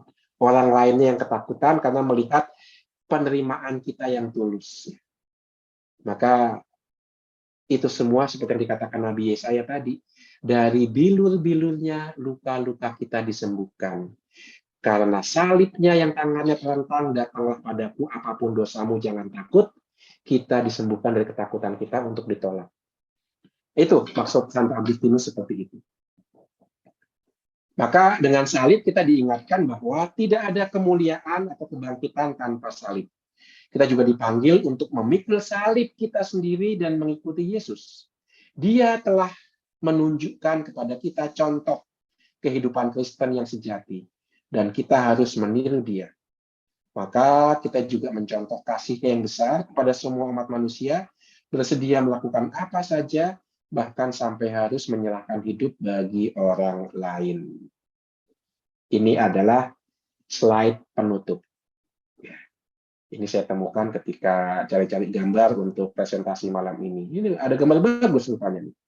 Anybody can wear one, but can you bear one? Semua orang bisa pakai kalung salib, tapi mau nggak kita menanggung salib? Ah, itu pertanyaan kita. Yang lihat pakai kalung salib nggak? Barang siapa memakai kalung salib, diminta juga berani memanggul salib. Ya, bukan berarti yang nggak pakai kalung salib nggak bisa menanggung salib, enggak ya. Kita udah dibaptis ya, maka salib ada dalam jiwa kita, maka juga diminta untuk berani menanggung salibnya itu. Sebagai contoh terakhir untuk mengeksplisitkan gambar ini. Ini ntar aja. 2 minggu yang lalu, ini cerita kisah nyata. Ini bukan kebetulan saya diajak ngopi di sebuah kafe di Jakarta Pusat. Malam-malam lagi. Yang pasti nggak diajak sama Ibu Tere. Enggak. Soalnya ini jam 10 malam di Sarinah. Kalau sama Ibu, itu paling di kayu-kayu ya, Bu ya. Enggak, ini di Sarinah dengan beberapa teman. Yang menarik apa? Ketika kita ngopi di Sarinah malam-malam, ada satu teman saya berjumpa dengan temannya. Dari luar nampak seperti seorang perempuan, tinggi, kira-kira 180 cm. Itu tinggi loh itu. Rambutnya panjang, pakai kacamata, ada tai lalatnya di dekat bibirnya. Dan teman saya begitu bersuka-cita ketemu dengan perempuan ini, dan dia memperkenalkan, Priti, ini Romo Uut. Wah, langsung dikenalkan begitu, dan saya kenalan, saya duduk, dan baru kemudian saya sadar, dia itu seorang trans. Dulunya laki-laki, sekarang menjadi trans perempuan atau transpuan. Yang menarik apa? Yang menarik adalah dia pertama-tama nanya, ini ada Romo di kafe malam-malam ngapain? Nggak ada kerjaan Romo gitu. Itu pertanyaan pertama. Ngapain Romo malam-malam ke kafe begini ya? Kalau saya nggak ke kafe begini, saya nggak ketemu kamu. Saya bilang gitu aja. Akhirnya dia cerita, dia bukan dari Jakarta, dia dari daerah Jawa Tengah. Sejak umur 5 tahun mengalami pergolakan jiwa bahwa rasa-rasanya walaupun dia tubuhnya laki-laki, tapi dia jiwanya itu perempuan. Gitu. Maka sejak kecil gitu ya, dia sudah menunjukkan sisi femininnya itu. Akibatnya apa? Akibatnya dia dibully, ditolak gitu kan. Maka sampai-sampai selama beberapa tahun dia berani jalan masuk ke sekolah setelah teman-temannya masuk kelas duluan. Karena dia takut dibully. Sampai satu ketika dia capek lari dari bullying teman-temannya. Dia berkata, untuk berapa lama aku lari dari hal ini? Kalau aku betul-betul menerima diriku apa adanya, biarlah dunia mengatakan apa, inilah aku.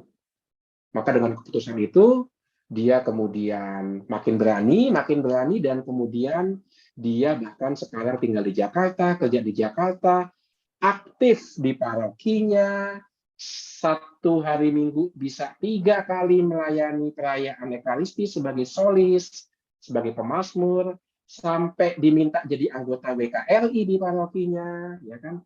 Dan juga nyanyi untuk wedding di mana-mana. Saya mengatakan, kok kamu kuat sih?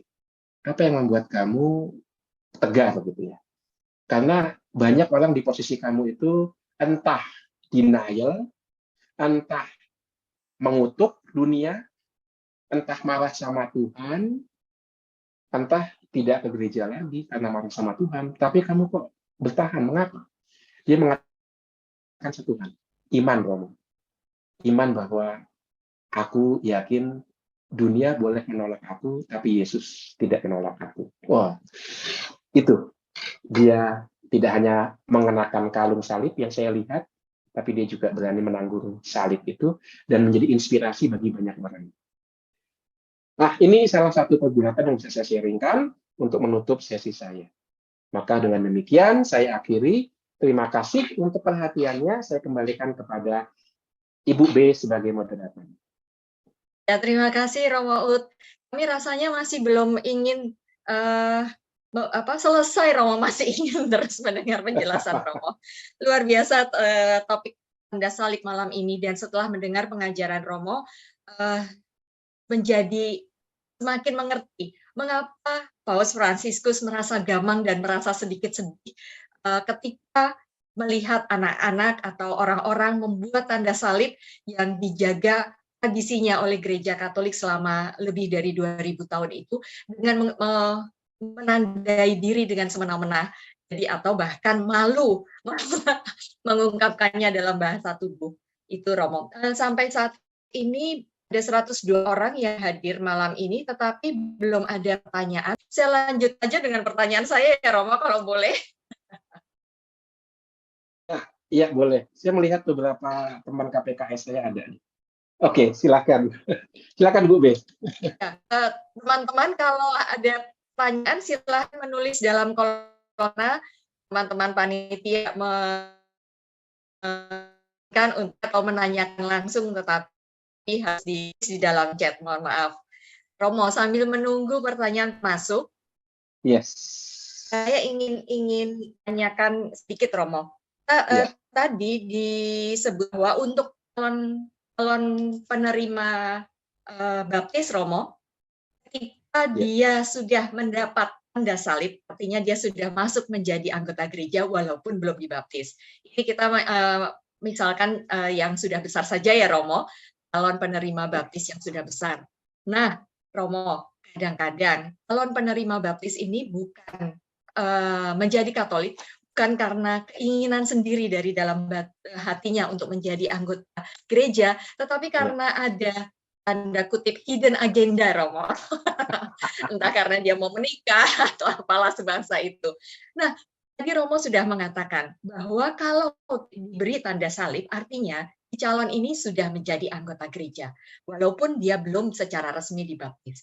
Bagaimana kalau seandainya kemudian dia urung menerima baptisan itu karena tadi kita contohkan dia mau menikah, tiba-tiba putus dengan pacarnya dan tidak jadi menikah, akhirnya dia juga tidak jadi dibaptis. Apakah kemudian itu hilang, Romo, atau bagaimana? Iya, ini menarik ini.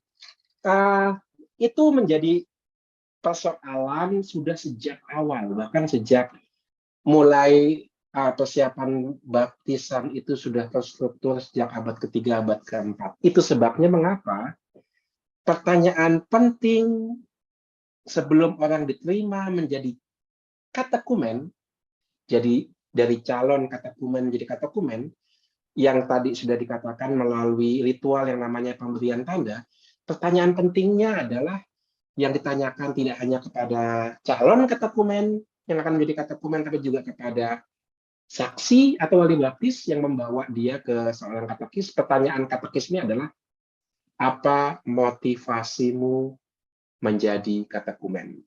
Ini pertanyaan pertama, yaitu motivasi. Jadi dari prakatekumenat menjadi katekumenat, tesnya adalah soal motivasi. Wah, itu. Dan ternyata mengapa motivasi ini ditanyakan? Supaya apa? Abad ketiga, abad keempat kan orang Kristen dianiaya tuh. Kalau motivasinya nggak kuat, nanti baptisannya juga sia-sia karena kamu akan menyangkal imanmu. Maka pertanyaan tentang motivasi begitu kencengin begitu ya, dan perjalanan katokomenet 1 tahun itu paling singkat karena bisa berlangsung sampai 3 tahun karena orang mau dikuatkan dulu niatnya untuk menjadi orang yang dibaptis karena resikonya nanti adalah penganiayaan. Jadi itu yang terjadi seperti itu. Tapi setelah gereja menjadi agama resmi Kekaisaran Roma, nah itu yang dikatakan di Ibu B tadi ya, motivasinya sekarang mulai macam-macam. Ada yang menjadi katekumen supaya diterima di pemerintahan, atau juga contohnya supaya karena mau menikah dengan sesama orang yang sudah dibaptis. Bagaimana caranya Romo? Nah ini Agustinus lagi ini. Agustinus memberikan petunjuk. Kalau bisa, ya, uskup atau katekis mampu melihat motivasi tersembunyi itu, hidden agenda. Maka ketika ditemukan motivasi yang tidak tulus, diundur penerimaannya sebagai katekumen. Yuk diperpanjang yuk tahap pra-katekumenatnya itu. Tapi kalau itu orang itu berpura-pura sedemikian canggih, apa yang terjadi? Ya kalau kita nggak bisa membedakan motivasi yang tersembunyi dari motivasi yang ditampakkan, Agustinus mengatakan begini, ya sudah biarkan saja. Karena apa? Karena Roh Kudus bisa bekerja mengubah kepura-puraan menjadi kenyataan. Itu nasihat Agustinus. Jadi kita melakukan yang terbaik terkait dengan motivasi orang dibaptis, tetapi toh Roh Kudus juga bekerja. Begitu sih nasihat Agustinus, Ibu B. Ya. Terima kasih Romo. Artinya kalau kita mendampingi para calon baptis itu juga kita perlu mendoakan supaya mendoakan calon baptis supaya kemudian memang motivasinya tulus, dan kalaupun itu ada motif lain di belakangnya, Roh Kudus yang bekerja menuntun dia benar-benar dengan tulus hati merindukan menjadi anggota gereja. Baik Romo, sudah ada beberapa pertanyaan yang masuk, saya bacakan ya Romo. Pertama dari Pak Pinata, Romo mengapa tanda salib ortodoks dari kanan bahu baru ke kiri Romo, berkebalikan dengan kita? Iya. Ya, ini saya terus terang nggak bisa menjelaskan ya. Ortodoks itu kenapa dari kanan ke kiri ya. Saya tidak tahu alasan pastinya. Yang pasti punya alasan teologis tertentu. Untuk satu budaya yang menganggap kiri itu kurang baik daripada kanan, maka kan kiri selalu tadi kan ya, dari Hades ke Paradise, dari kematian ke kebangkitan, dari dosa ke kemuliaan. Itu kan peralihan hidup lama ke hidup baru.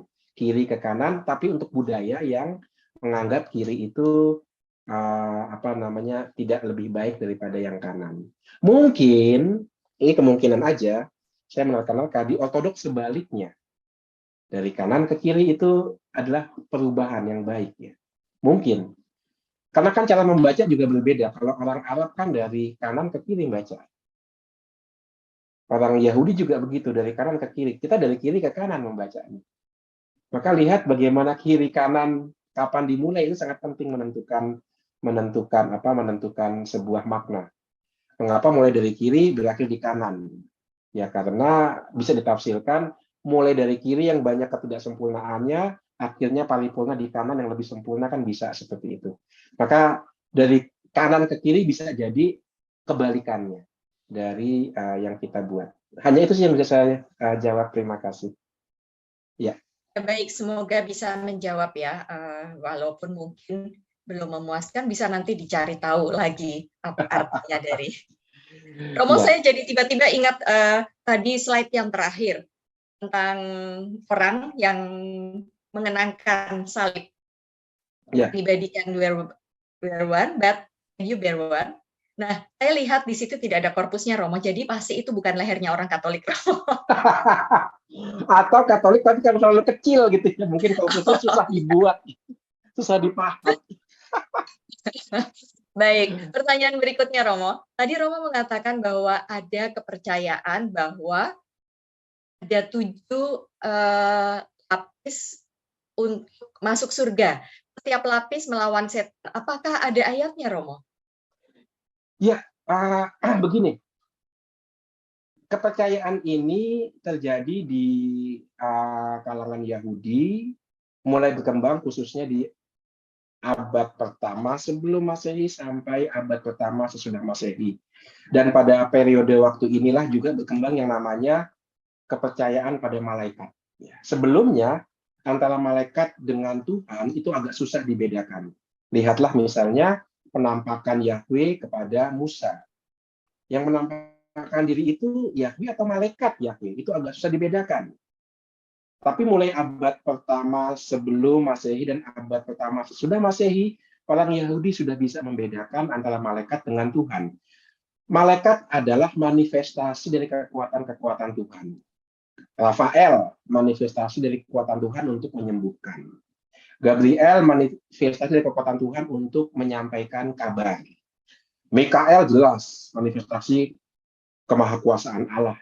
Nah, itu. Maka malaikat adalah manifestasi kekuatan Tuhan. Dan pada saat ketika berkembang pemahaman yang lebih utuh tentang malaikat, berkembang juga pemahaman alam yang sebenarnya itu diambil dari bangsa Syria. Adanya 7 lapisan langit. Itu bukan khas Yahudi. Itu diambil karena pengaruh Syria. Baik orang Yahudi maupun orang Kristen Yahudi kena pengaruh itu. Maka itu bisa jadi tidak ada dalam kitab suci, tetapi ada dalam kepercayaan populer pada masa itu. Nah, itu satu-satunya rujukan yang ada dalam kitab suci tidak dikaitkan dengan 7 lapis, tapi ada juga tentang 7 lapis. Coba cari surat Rasul Paulus. Ketika dia mengatakan, aku pun menerima penampakan dari malaikat, entah dari langit yang keberapa. Itu Paulus mengatakan begitu. Dan juga Paulus mengatakan bahwa musuh kita, seperti saya sebutkan tadi, adalah roh-roh yang melayang-layang di udara. Nah, seolah-olah di udara itu memang ada roh-roh yang menjadi musuh kita, yang siap merebut iman yang sudah Allah berikan. Maka kita harus berjuang tidak hanya ketika kita mati, tapi ketika masih hidup melawan roh-roh di udara itu. Paulus mungkin karena dia orang Yahudi tinggal di Palestina, dia percaya bahwa lapisan langit hanya ada 3. Tapi untuk orang Yahudi diaspora, kena pengaruh Syria begitu kuat, mereka lebih percaya pada 7 lapisan langit. Mengenai 7 lapisan langit ini, saya tidak hafal kitab sucinya, tapi ada ayatnya. Perkaranya adalah, di situ tidak disebutkan tiap lapisan dijaga oleh roh jahat, tidak. Itu kepercayaan populer yang marak pada masa itu, khususnya di kalangan Yahudi, abad pertama. Ya, begitu. Baik, terima kasih Romo. Pertanyaan berikutnya terkait dengan slide yang di awal, Romo, tadi di slide awal tentang hal penting saat membuat tanda salib. Romo menuliskan bahwa pertama dalam nama, sebutkan dalam nama ya. Nah ini ada pertanyaan, mana yang paling tepat ucapannya? Dalam nama Bapa, Putra, dan Roh Kudus, atau demi nama Bapa, Putra, dan Roh Kudus? Dan kita juga kerap kali mendengar ada orang yang mulai berdoanya dengan menggunakan atas nama Bapa. Mana yang lebih tepat, Romo? Yes, ada 3 ya paling enggak ya. Atas, demi, dan dalamnya. Sebenarnya kan semua maknanya sama. Dalam nama berarti aku berbuat sesuatu dalam nama, dalam kuasa yang punya nama itu ya. Atau atas nama kan juga sama, aku mewakili yang punya nama. Karena aku sekarang miliknya yang punya nama itu. Tetapi kalau mau ditanya mana yang paling tepat, jawaban saya adalah lihatlah rumusan dalam liturgi. Ayo, dalam liturgi mana yang dipakai? Dalam nama, Romo. Iya, kan di awal. Dalam nama Bapa dan Putra. Ya. Itu dalam bahasa Latin juga in nomine, in, dalam. Dalam bahasa Inggris kan juga in the name of the Father, and of the Son, and of the Holy Spirit. Ya. Dalam setiap bahasa itu memang selalu menunjuk dalam arti bahwa kita bertindak dalam nama itu, dalam relasi dengan nama itu, dan nggak akan bisa lepas seperti ikan dalam air. Ya. Kita nggak akan lepas dari Allah Tritunggal yang sudah memiliki kita berkat iman kita akan Yesus yang wafat dan bangkit untuk kita. Itu, kalau mau tanya rumusan yang paling tepat, lihatlah liturgi kita. Ya. Baik, Romo. kalau saya tidak salah ingat waktu itu juga ada penjelasan mengapa tidak menggunakan atas nama, karena atas nama itu mewakili. Lah kan kita nggak mewakili Allah Bapa, Allah Putra, Allah Roh Kudus. Jadi tidak menggunakan atas nama yang berarti mewakili. Baik, Romo, pertanyaan berikutnya, dari banyak cara membuat tanda salib, mana yang paling relevan dan mudah untuk diajarkan di pelajaran katekumen? Karena tidak mungkin mengajarkan semua metode oleh karena keterbatasan pemahaman katekumen itu sendiri yang masih polos dan besar. Yes. Saya rasa yang paling enak itu yang tangan terbuka itu ya. Yang paling praktis. Kita bisa menjelaskan tangan terbuka seperti tadi diungkapkan 5 luka Yesus ya. 5 ini, atau juga ini kan berkat, orang berkat ini kan biasanya tangan terbuka begini. Ya. Kita juga melalui tanda salib kita menerima berkat dari Allah sendiri. Itu yang pertama.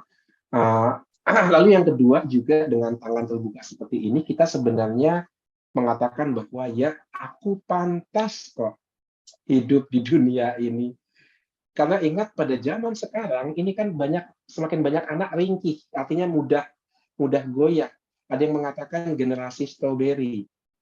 Indah, menarik, cemerlang, tapi disentuh dikit penyok gitu ya, rapuh.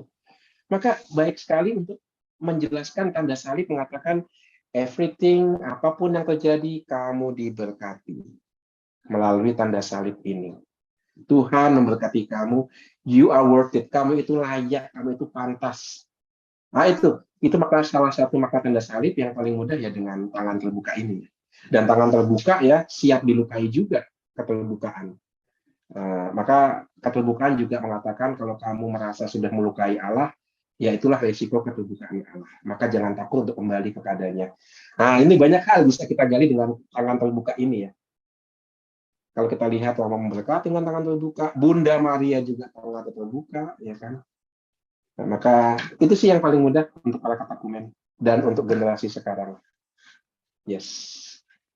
Baik, Romo, ini kita kurang 2 menit menuju pukul 9, tapi masih ada beberapa pertanyaan. Kita habiskan saja ya Romo, karena tentu ketemu Romo lagi nih. Mohon maaf ya Ibu-ibu, Bapak-bapak peserta, kita tuntaskan saja mumpung semua pertanyaan, tetapi sudah ya, saya sudah terpaksa, mohon maaf, saya harus menyetop tanya, jangan menuliskan lagi, karena masih ada beberapa pertanyaan yang harus diajukan kepada Romo.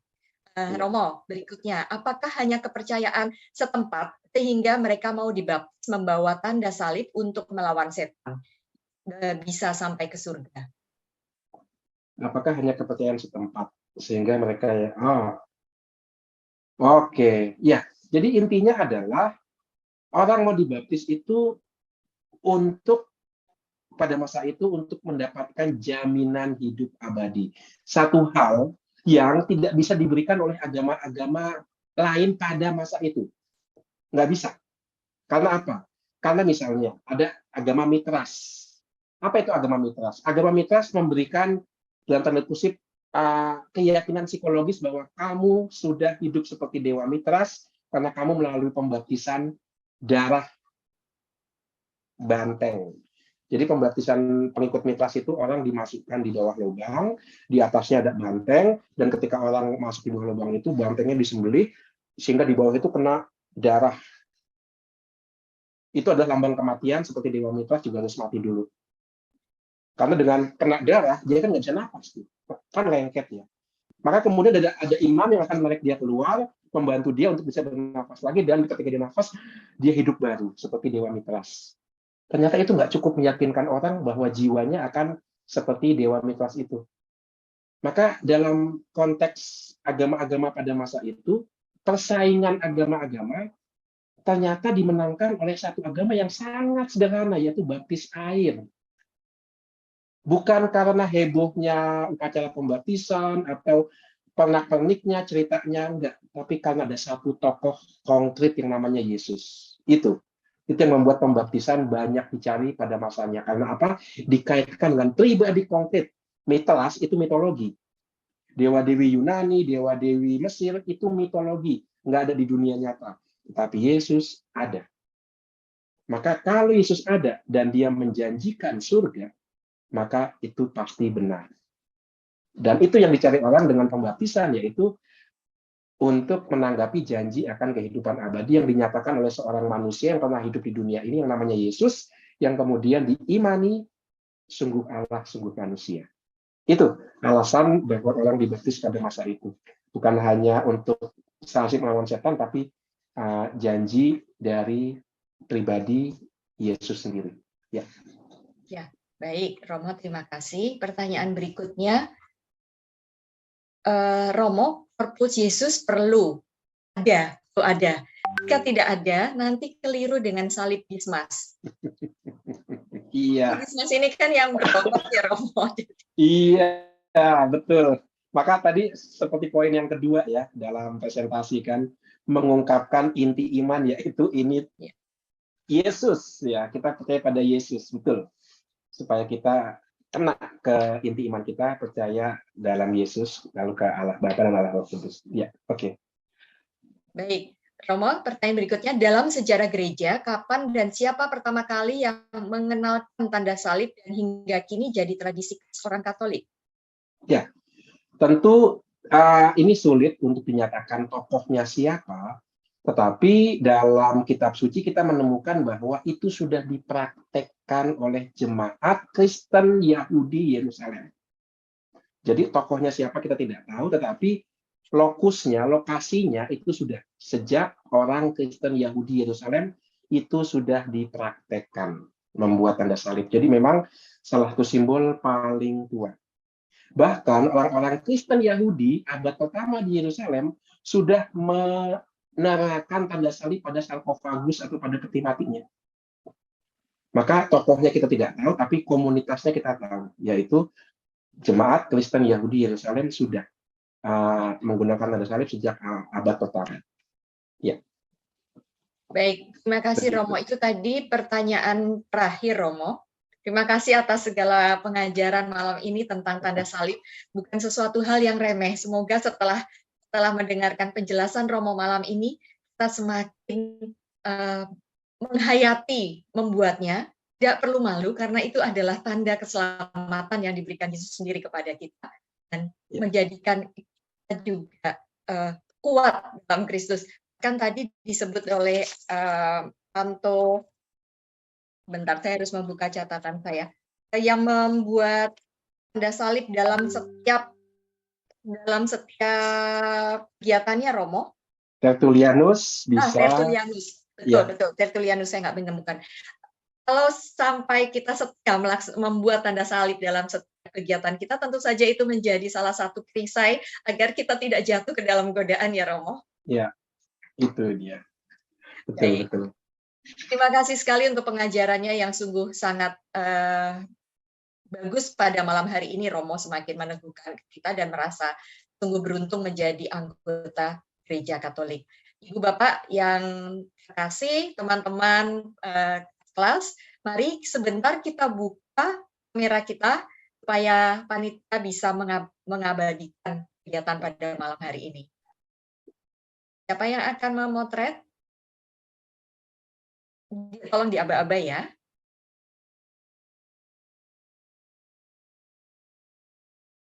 Saya bantu ya, screenshot ini.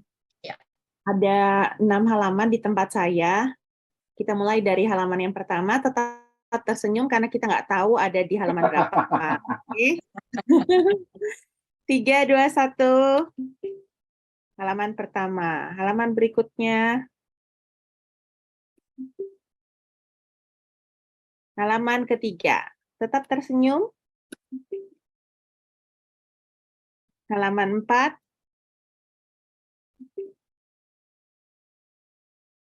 Halaman 5. Dan halaman ke-6. Oke, terima kasih. Baik. Terima kasih Romo. Terima kasih. Romo. Kita akan menutup pertemuan malam hari ini dengan doa penutup dulu ya. Lalu kemudian mohon Romo berkata melalui Romo Uut ya. Silahkan Ibu yang hendak menutup doa. Neti Krisanti Siahaan, silahkan memimpin doa penutup. Iya, terima kasih Romo untuk pengajaran hari ini sangat melekat di hati ya. Saya sebagai calon katekis jadi banyak tahu tentang hari-hari ini, lumayan dalam. Baik Bapak dan Ibu, mari kita tutup pembelajaran kita hari ini. Kita praktek langsung pakai tanda salib dengan perkataan yang benar. Dalam nama Bapa, Putra, dan Roh Kudus. Amin. Amin. Terima kasih untuk pembelajaran kami pada malam hari ini. Kami bersyukur bahwa melalui pembelajaran pada malam hari ini, kami lebih mengerti tentang sejarah dan makna tanda salib dalam hidup kami. Telah kami dengan sehingga apa yang telah kami pelajari pada hari ini dapat kami serap dengan baik, sehingga dapat membantu kami dalam mempersiapkan diri menjadi katekis maupun calon katekis tanggung jawab melalui panggilan kami. Dengan perantara Kristus Tuhan kami. Amin. Amin. Dalam nama Bapa dan Roh Kudus. Amin. Tuhan bersamamu Dan bersama rohmu. Semoga perjuangan kita menjadi pelayan dalam gerejanya, keluarga kita, komunitas katekis kita, dan istirahat kita malam ini, serta keluarga kita semuanya diberkati, dilindungi oleh Allah yang Maha Kuasa, Bapa dan Putra dan Roh Kudus. Amin. Amin.